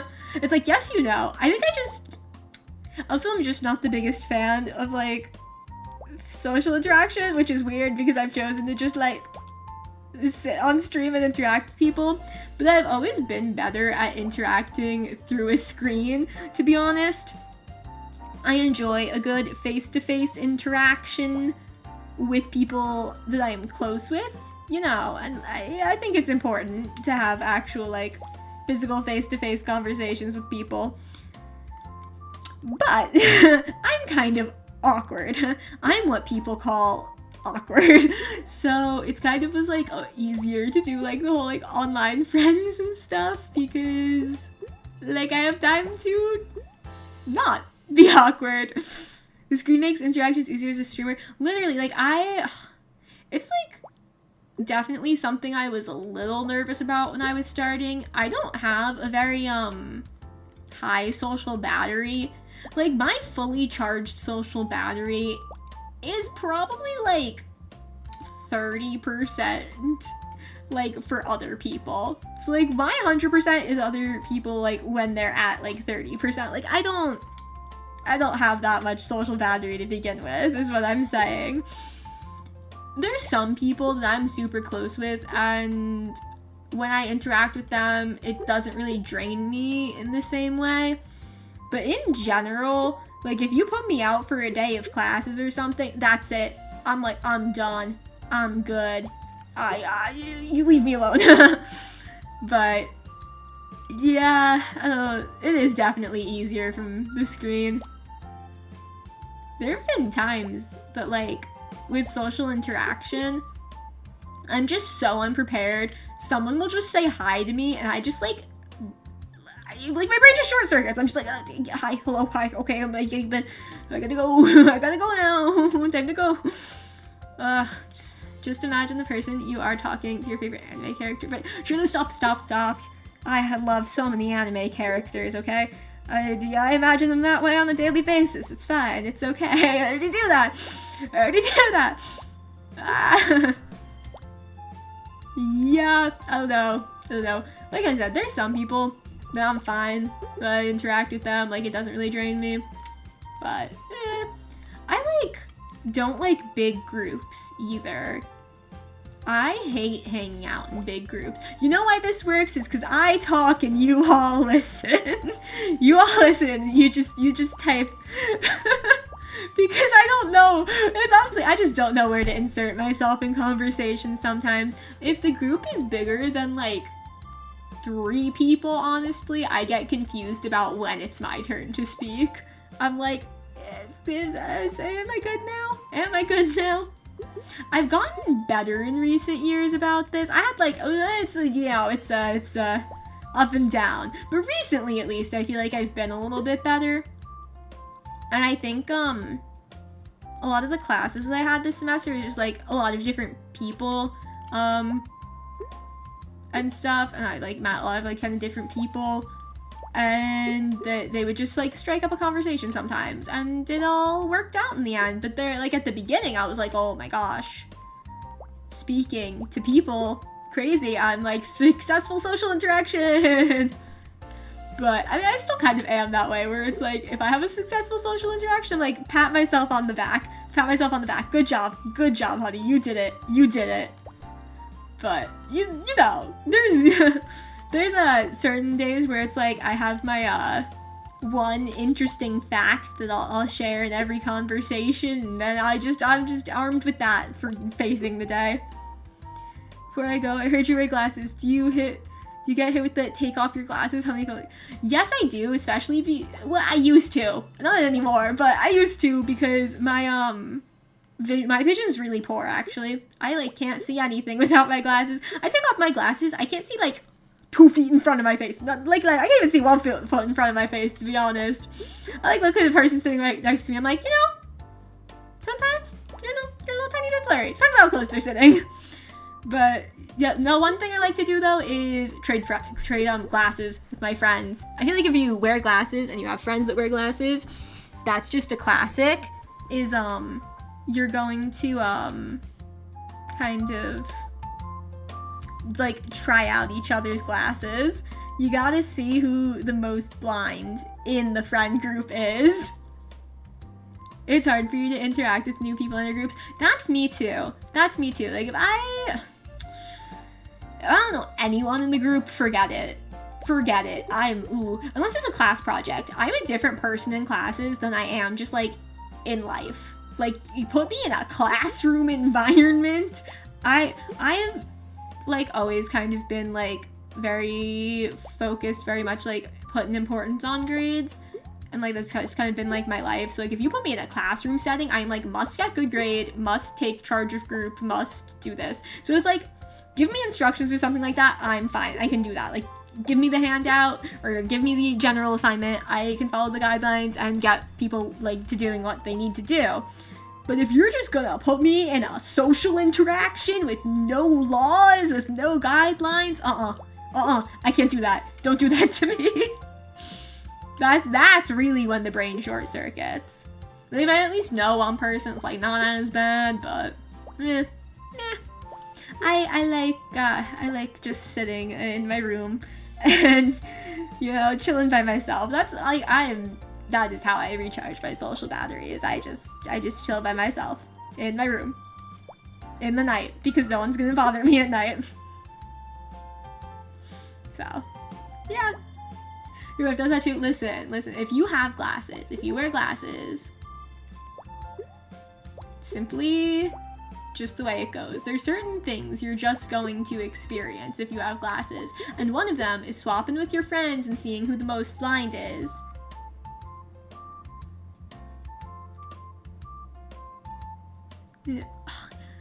So I'm like, yeah, I am kind of an introvert in classes. It's like, I'm just here to learn, and I was like this all throughout high school also. It's like, I'm here to learn, and I did not like most of the people at my high school, to be honest. They were very different than me in a lot of ways, and I didn't really vibe with most of them. So I was kind of like, I'm just gonna keep to myself and do my own thing.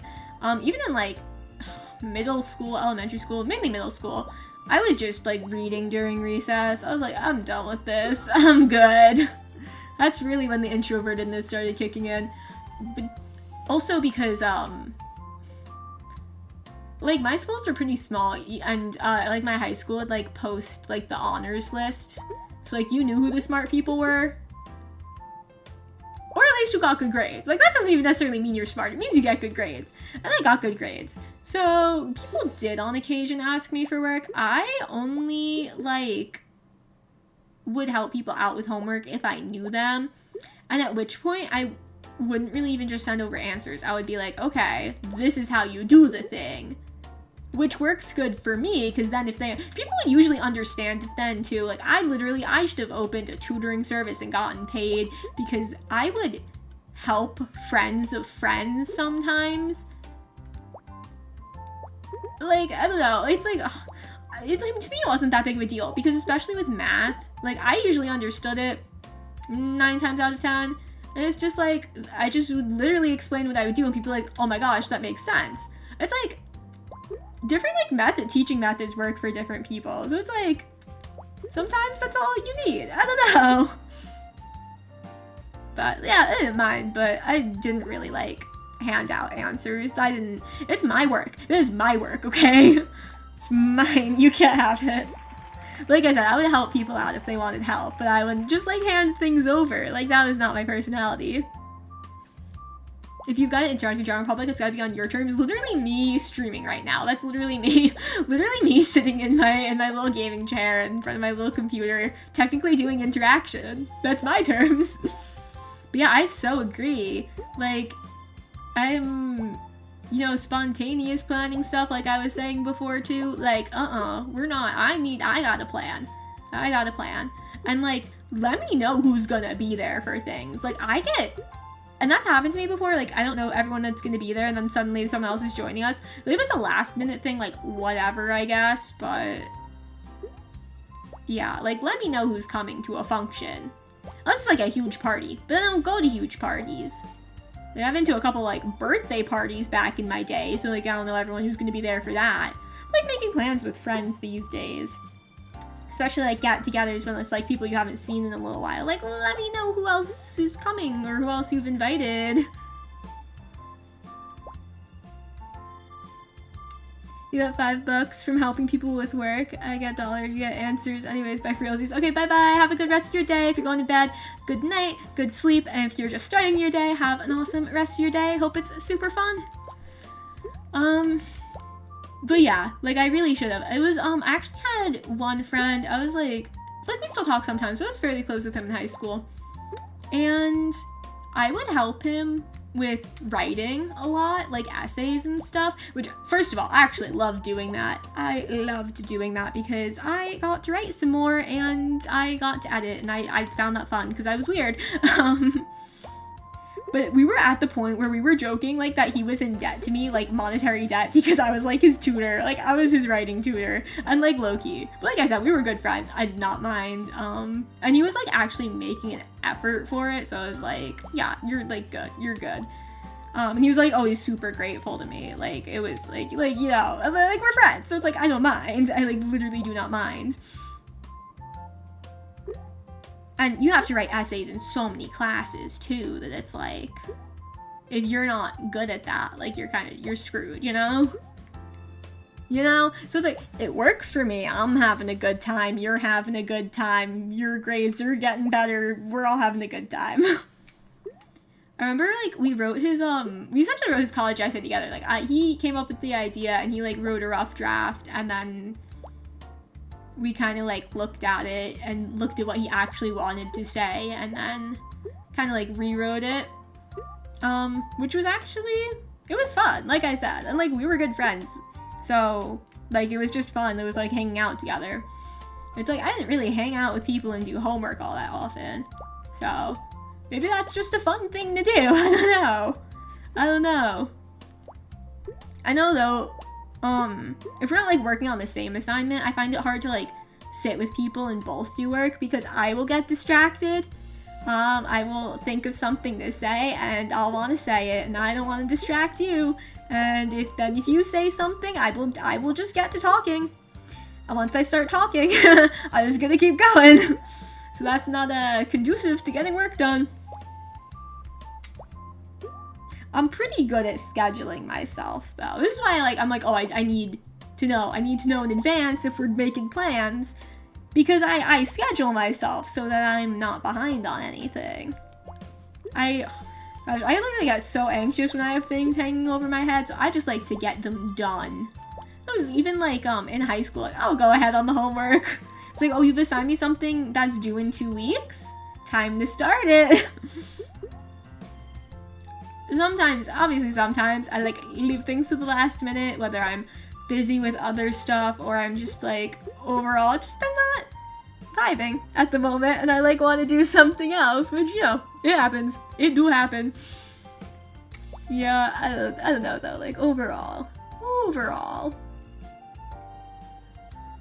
I do try to be proactive with doing the work and actually get it done.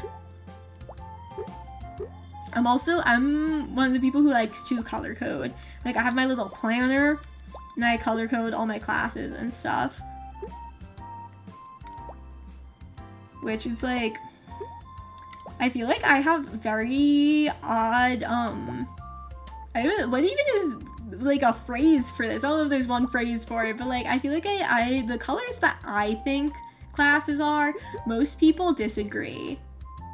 And I think I'm just correct. I think that everyone else is incorrect. Like, okay. Math to me is blue. Most people think it's red. It's either blue or red for people, but I think most people think it's red.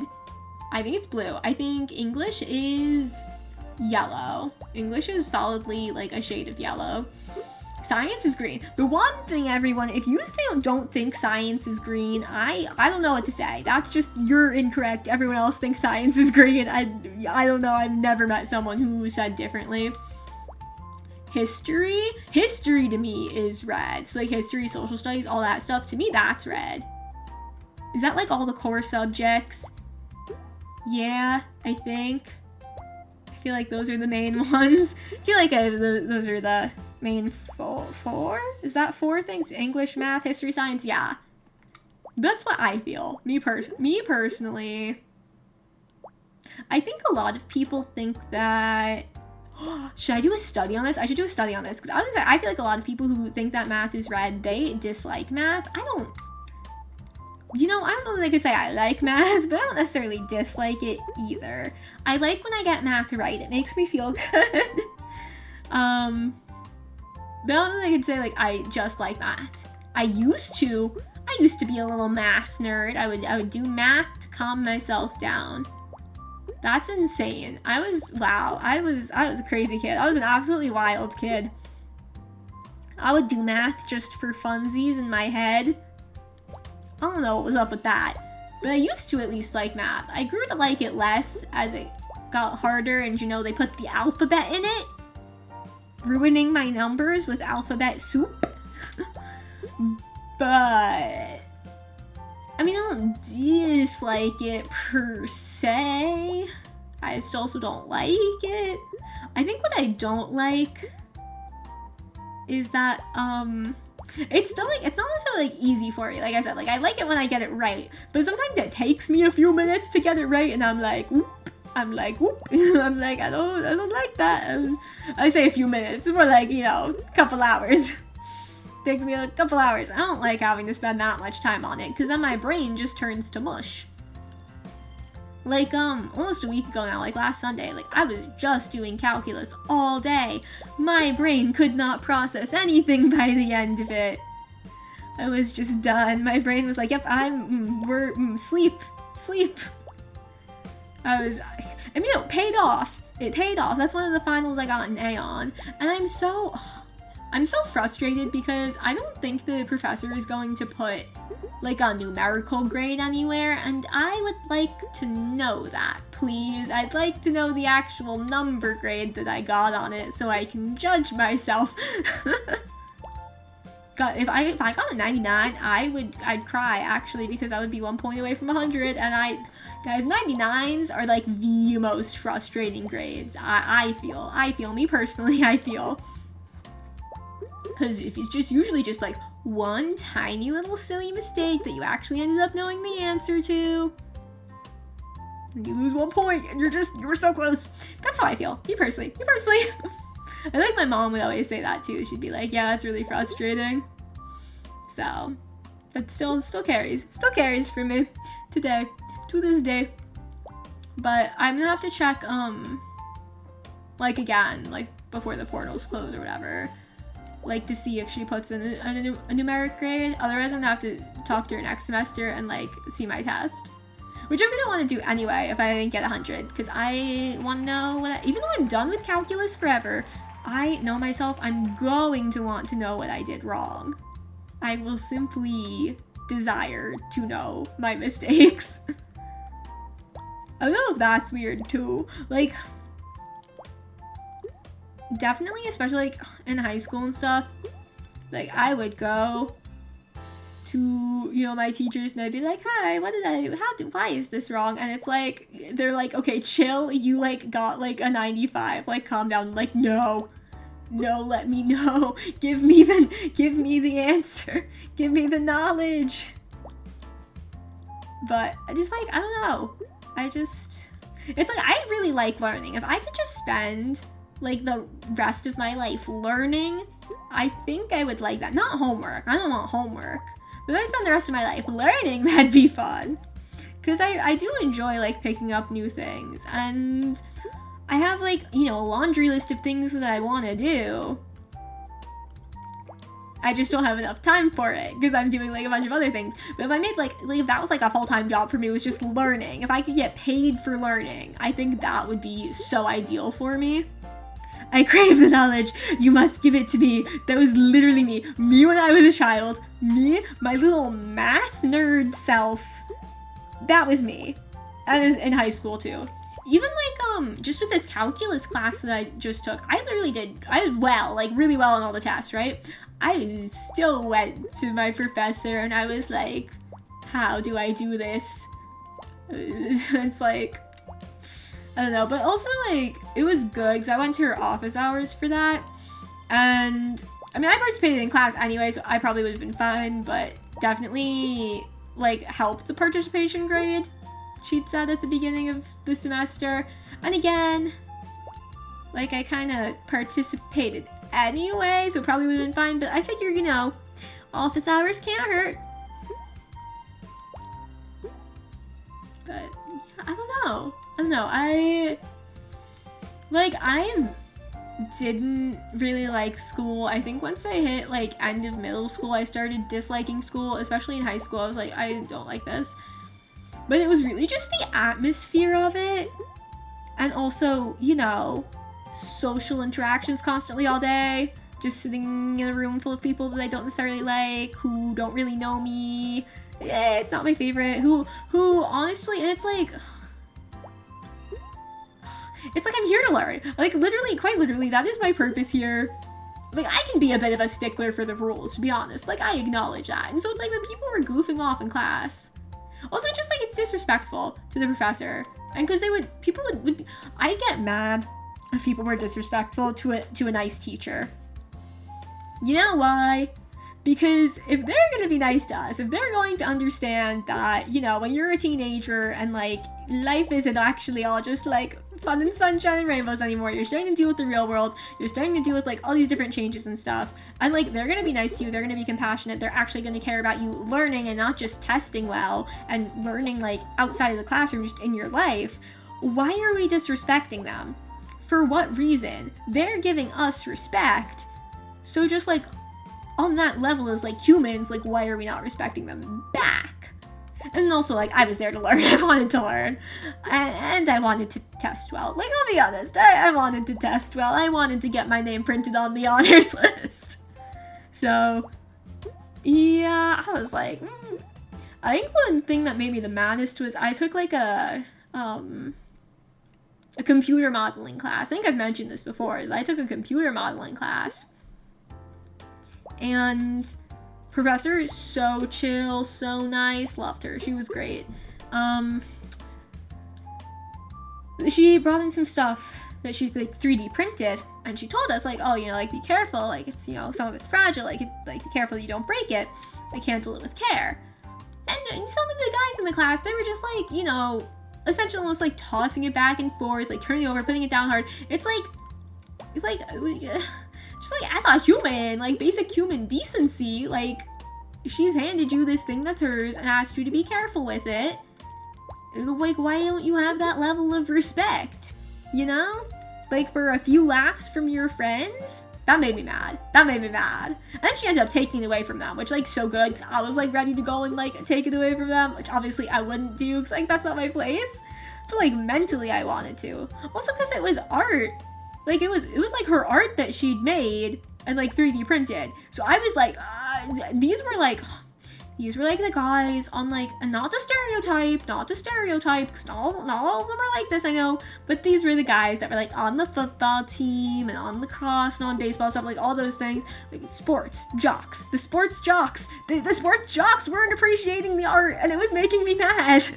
And I still think about it sometimes, because I have like a little like 3D printed trinket from that class, and I love looking at it because it reminds me of that class, and I enjoyed that class. And it's cute. It's a cute little thing. But I think about that and I'm like, gosh darn it. And those were some of those kids I'd known since like kindergarten, and I was like, are you for real? Because you were more mature in kindergarten. That's crazy. Yeah, those weren't humans, those were trolls. Literally, it's like it's a piece of art that this woman who was trying to impart her knowledge, she brought them to show us because, you know, it's cool. It was a cool thing to learn about. You just like can't even respect it. And again, for a few laughs from your friends.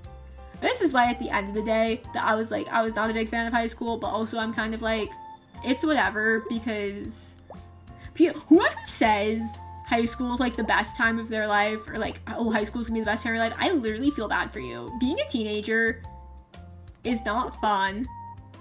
And, like, you know, it's just, yeah, it's meh. It's meh. High school overall is meh. If you peak in high school, like I do, I like genuinely feel bad. Like, there's so much else I feel like still to enjoy in life. Even the football players were trolls. Honestly, yeah, that too. It was so upsetting because football was like such a big thing at my school, for the principal anyway, and it's like our team was not that good. It was good like my freshman year we had like good like people who were seniors, and they graduated. It was like meh. But yeah, they were honestly like the football player stereotype, you know, I don't know, it exists for a reason. Or the jocks just like to play into it, maybe. I don't know which came first, the chicken or the egg, right? But, and again, like, not all of them were like that. Like, I knew some people who, like, were on the football team and they're like, this was actually when I was a freshman, and he was, like, a senior, and he was, like, we were like in a club together or something, and like he was nice, you know, he was a chill guy. So like there are fine people, so it's not everyone, but a lot of them really thought that was gonna roll. It's fine. But yeah, I don't know. I still get so worked up. I get so worked up about things. Like I don't know that I like hold grudges per se, but it's like I always like hold on very strongly to like emotions. Like my memories are very tied to my emotions, maybe? I don't know which way I would say that correctly, but it's like if I felt strongly about something and I remember that, I'm probably going to be like feeling that emotion again. So whether it's like happiness, sadness, frustration, anger, whatever, like if I come up with that memory, if that memory pops to the front of my mind, I'm gonna start feeling that way again, you know? Like you know, like sensory memories, but like emotional memories. Unless that counts under sensory memories, which I don't really get that much. Are those like sensory memories of like when you smell something and suddenly a memory comes flooding back? I really don't get that. Every once in a while there's something that I'm like, oh, that reminds me of this time, or but like it has to be like very specific. If anything, I feel like if a lot of the times it's not really like a sensory memory, it's just like, oh, this smell reminds me of this thing that we did when we were younger, that, you know, just super general. Like the smell of cookies, I'll be like, oh, hey, we baked cookies when we were younger. But that's not really like a memory, it's more of like a vague concept of something that I did once. So it's like, yeah. Like what else? Like sometimes, I don't know, I feel like sensory memory, I feel like most people, it's like a smell brings them back. I guess like maybe touch too, like, I don't know, like, I like touch something soft, it reminds me of like blanket used to have, like, I don't know, I don't feel like people really talk about that. It's usually, I find, usually people are talking about like, their olfactory senses. Bro, is this apple not gonna fall? It is. It's gonna go. Okay, we're good. But yeah, definitely with emotions. You know what I can't do though? I can't be like up late and not be tired. If I'm up late and I'm not tired, my brain starts going all over the place. It starts recalling the most random things, and then I get worked up because I'll get emotional about them again. So if it's like 3 a.m. and I'm not tired and I'm still up, it is over for me. And I'm like, I better buckle in for a long night of recollections. But I do love, you know, reminiscing. So if I'm gonna sit down with a friend and we're gonna talk about, you know, like all the good times we've had, sign me up. Sign me up. Even just like earlier, I was talking about like, this one winter when I was first getting into anime, and I watched a lot of good ones, and like we had a couple of like really good snows and stuff, and it's like I think about that so often because those vibes were so good. And I want to go back to those vibes. Actually, kind of just want it to snow. I'm ready for a snow. It's cold. It needs to stop raining. I want snow. I desire it. I desire the snow. Universe, please, please. Just one or two. Like for the season, maybe 3. Maybe 3 and a light 4th one would be good. Like in general, I'm not the biggest fan of the cold, but also I'd kind of rather it be cold than hot, just because like I feel like my body responds better to the cold than it does to the heat. And snow can be kind of annoying, but it's pretty the first like 2 or 3 times it happens for a season, so therefore I think it should only happen 2 or 3 times. And then I'll be good. But like there's been a couple of like very, very late like flurries this year so far. So I feel like I'm ready for good snow. And I think this time last year it had snowed already. So yeah, snow. that's what I want. I was like, I don't really like go out and play in the snow like I used to. But it's just pretty. It's pretty. So that's my stance. Especially like I don't have that much to do right now. You know, now that my semester's over, I'm like I'm just chilling at home for the most part. So I don't need to go anywhere. The snow won't really bother me. I mean, like me personally, obviously other people, you know, not great. And it doesn't need to be like a storm, but a little snow would be nice. Also, like, okay, the one thing I'll say, I'd still partake in a good snowball fight. I would. Maybe, like, me personally, if I don't really go out and play in the snow that much, I would partake in a good snowball fight for the good old times.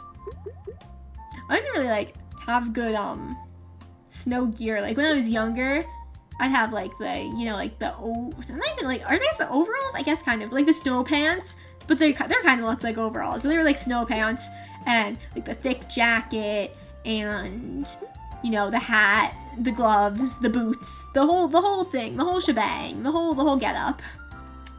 And I'd, you know, bundle up, family, go out and play. Obviously, lots of fun when you're a kid. But also, coming in was never fun, because then you're all cold, you don't realize how cold you are, you're shivering, your socks are wet, because the snow still got in your boot somehow. Yeah, but like playing in it was fun. And then it's hot cocoa time. I have been on a hot cocoa spree this year so far. Once the weather dropped, I started craving a hot cocoa. And now I want one again, but it's late, so I'm not gonna have one. But my goodness, hot cocos have been hitting this year. I'm like kind of out of my coffee phase. I'm not drinking that as often as I was, but hot cocoa, sit me down with a good cup of cocoa, I'm down. I'm so down.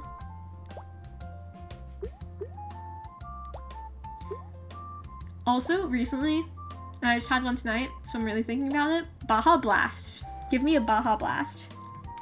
I saw a Baja Blast sweatshirt earlier, and I was kind of tempted to get it.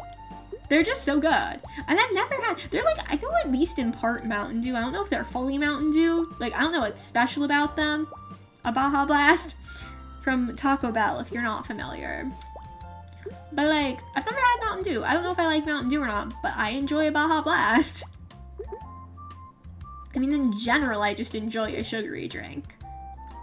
So, you know, it is what it is. It is what it is. I drink perhaps too many, maybe. I don't think so. I think I drink, I think I drink just right. Definitely like with me and my roommates, like I drink the most soda for sure. Like they, to the point that they're like, oh my gosh, I'm turning into you, and they've had like, you know, 2 sodas in a week, and it's like, yeah, but I have them every night. But like, so that's the joke then, obviously. So very much enjoy a sugary drink. Base Mountain Dew is meh. See, this is what I've heard, and I feel like looking at the bottle and like the commercials, like it's not appealing to me. I'm like, Mountain Dew? Eh.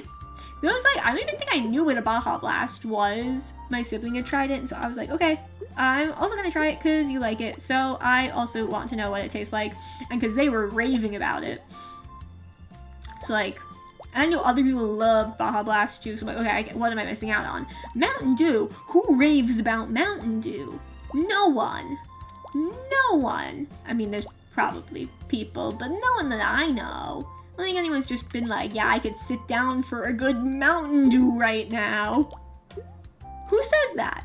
Again, people, probably. Raise your hand if your favorite drink is Mountain Dew. Like, I don't know. I've never been inclined to try it.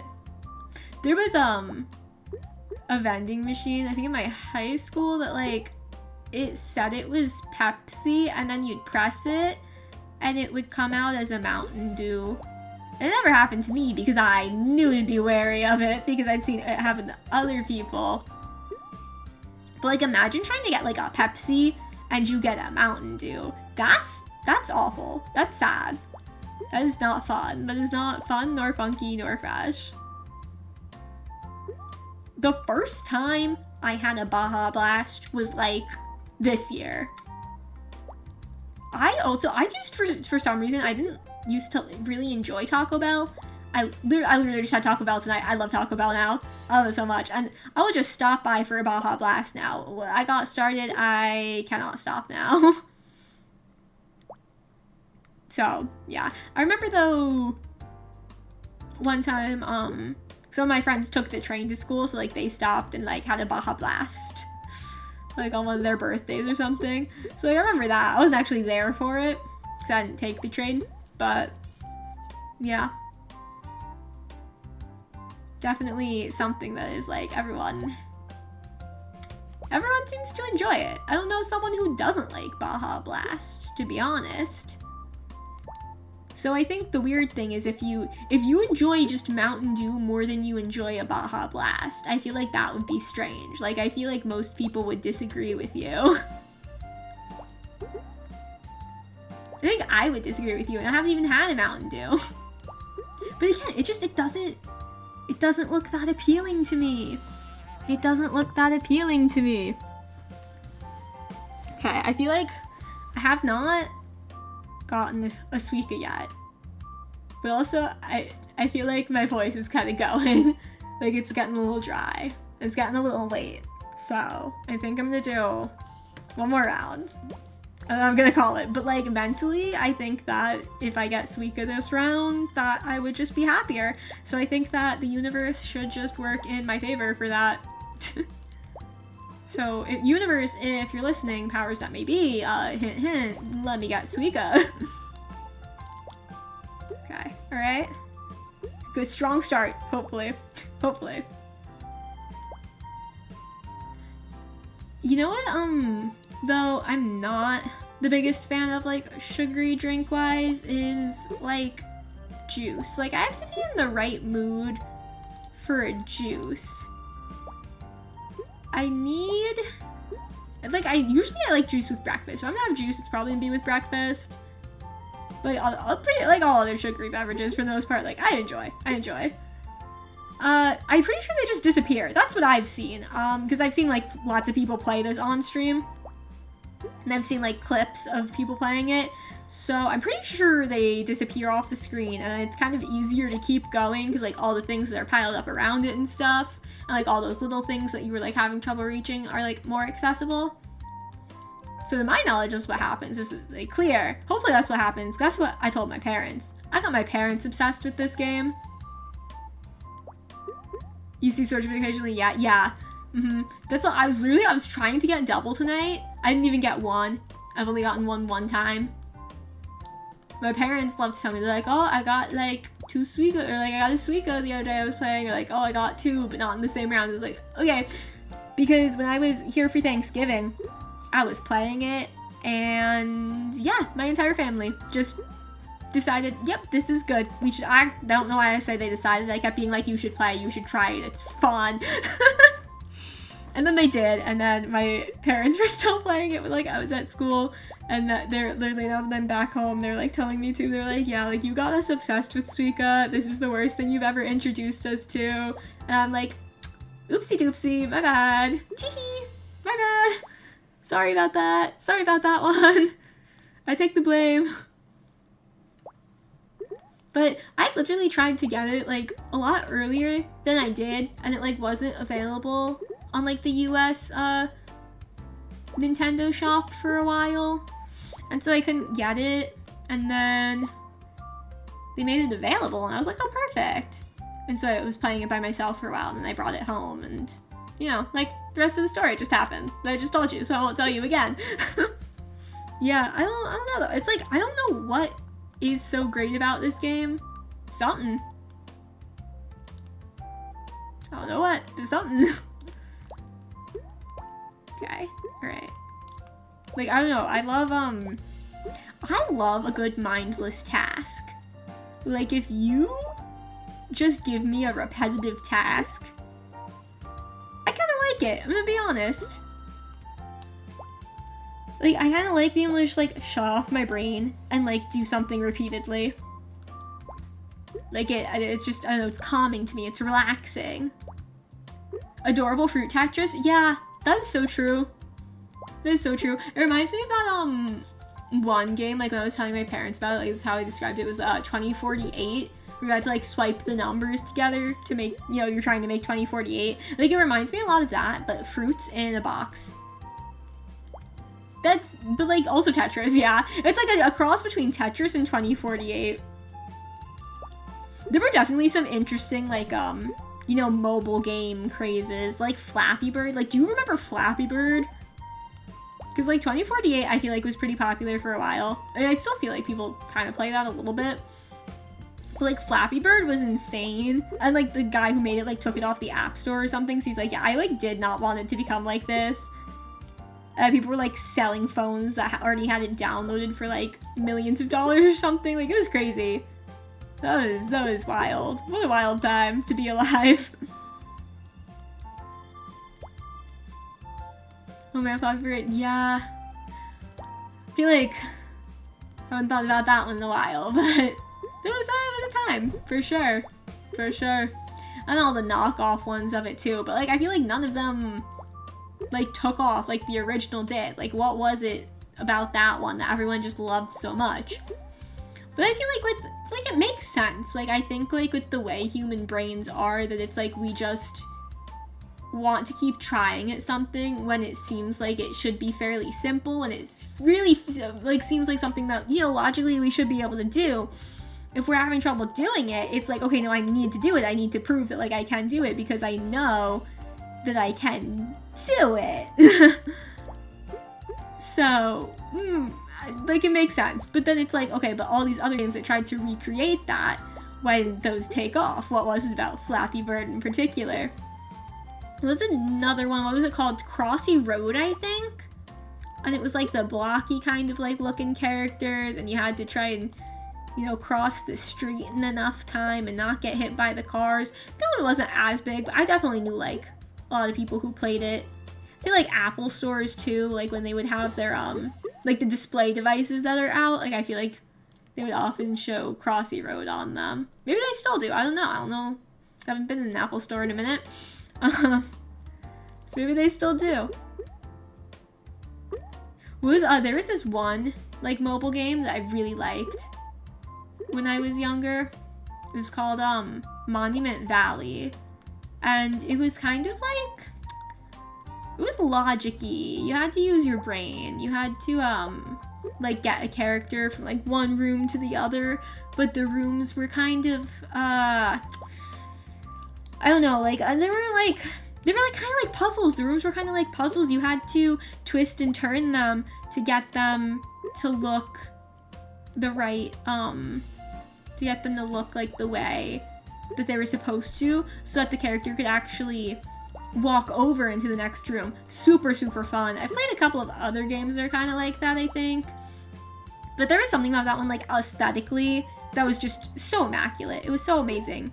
And it seemed like there should have been deep lore with it, And yet, there wasn't really any lore to the game. There was, and they made a second one, I think, and there was like some kind of story, like with the way it ended, kind of, but also not really. Like, you didn't really have an answer as to what happened. And it seemed like there should have been really deep lore. There just wasn't. There wasn't, like, you know, it wasn't really based on anything either. But there were like a bunch of like little like crow looking kind of people, and then the character you were playing as like turns into one at the end, and it's, I think, is like the ruler of them or something. It's like, huh? It's like there feels like there's something deep lore going on here, and that was kind of it in terms of lore. But like I said, it's a very like pretty game too. And it made you think. There were some tough levels. Was it my mom played like Little Nightmares, but like just like whatever App Store version, like over the summer or something. I kind of want to play that myself too at some point, because it seems fun, and it has like spooky vibes without being like too scary for me. Going back to that earlier conversation too, but like that too, with the kind of like puzzly escape room stuff. But that was more like, there were like more steps, I think, with Little Nightmares than with Monument Valley. Monument Valley was really, turn the room, try to find, you know, the right way to make it connect, and then certain times you'd need to, like, you know, step on a button and activate something. But, you know, it was fun. And then I was at a museum, and they had a display of, like, technology and like video games in particular, I think. And one of the things that they had displayed was Monument Valley, and I was like, that's crazy. I literally remember playing that, and it's in a museum. I feel old. I feel kind of old right now. Like, just tell me to go in the museum. Jeez. But it was also fun, because like you were able to play it. So I sat there, or stood there, and I reminisced for a minute. You know, I was like, oh, this was a fun game. This was a good one. However, I did finish this round of Suika game. Still with no Suika. I thought at least I finished with getting a cantaloupe, but I am probably going to end it there. There's a Neon Cat game. I actually didn't know that one though. I did not know the Neon Cat one. That one did not ring a bell. That one does not ring a bell to me. Cat games, though, are, like, fun. In general, I like cats. I want a cat. So bad. One day. I'm gonna get a cat one day. And I could sit in my gaming chair, like it's a villain chair, and I'll sit and stroke my cat. Like it's, like you know the villains when they, like, turn around and they're stroking, like, a white fluffy cat, like, on its back? Like, that's gonna be me. I'm gonna go into my villain era. Get me a cat, I'm gonna go into my villain era. But yeah, I am going to wrap up now. So thank you so much for chilling with me. I had a lot of fun. Also, I think my channel has existed for long enough that I should be able to raid someone now. Hopefully this works. Okay, yeah, we're going to raid Avery. We're gonna go over to her channel, Averia. She is playing Dead by Daylight. She's super sweet, so go and give her some love too. Yeah, that's pretty much, that's about all I've got to say. Yeah, and I hope you have a good rest of your day. If it's the night for you, I hope you have a good sleep. If it's earlier in your day, I hope you have a good one. And I can't wait to be with you again. Bye!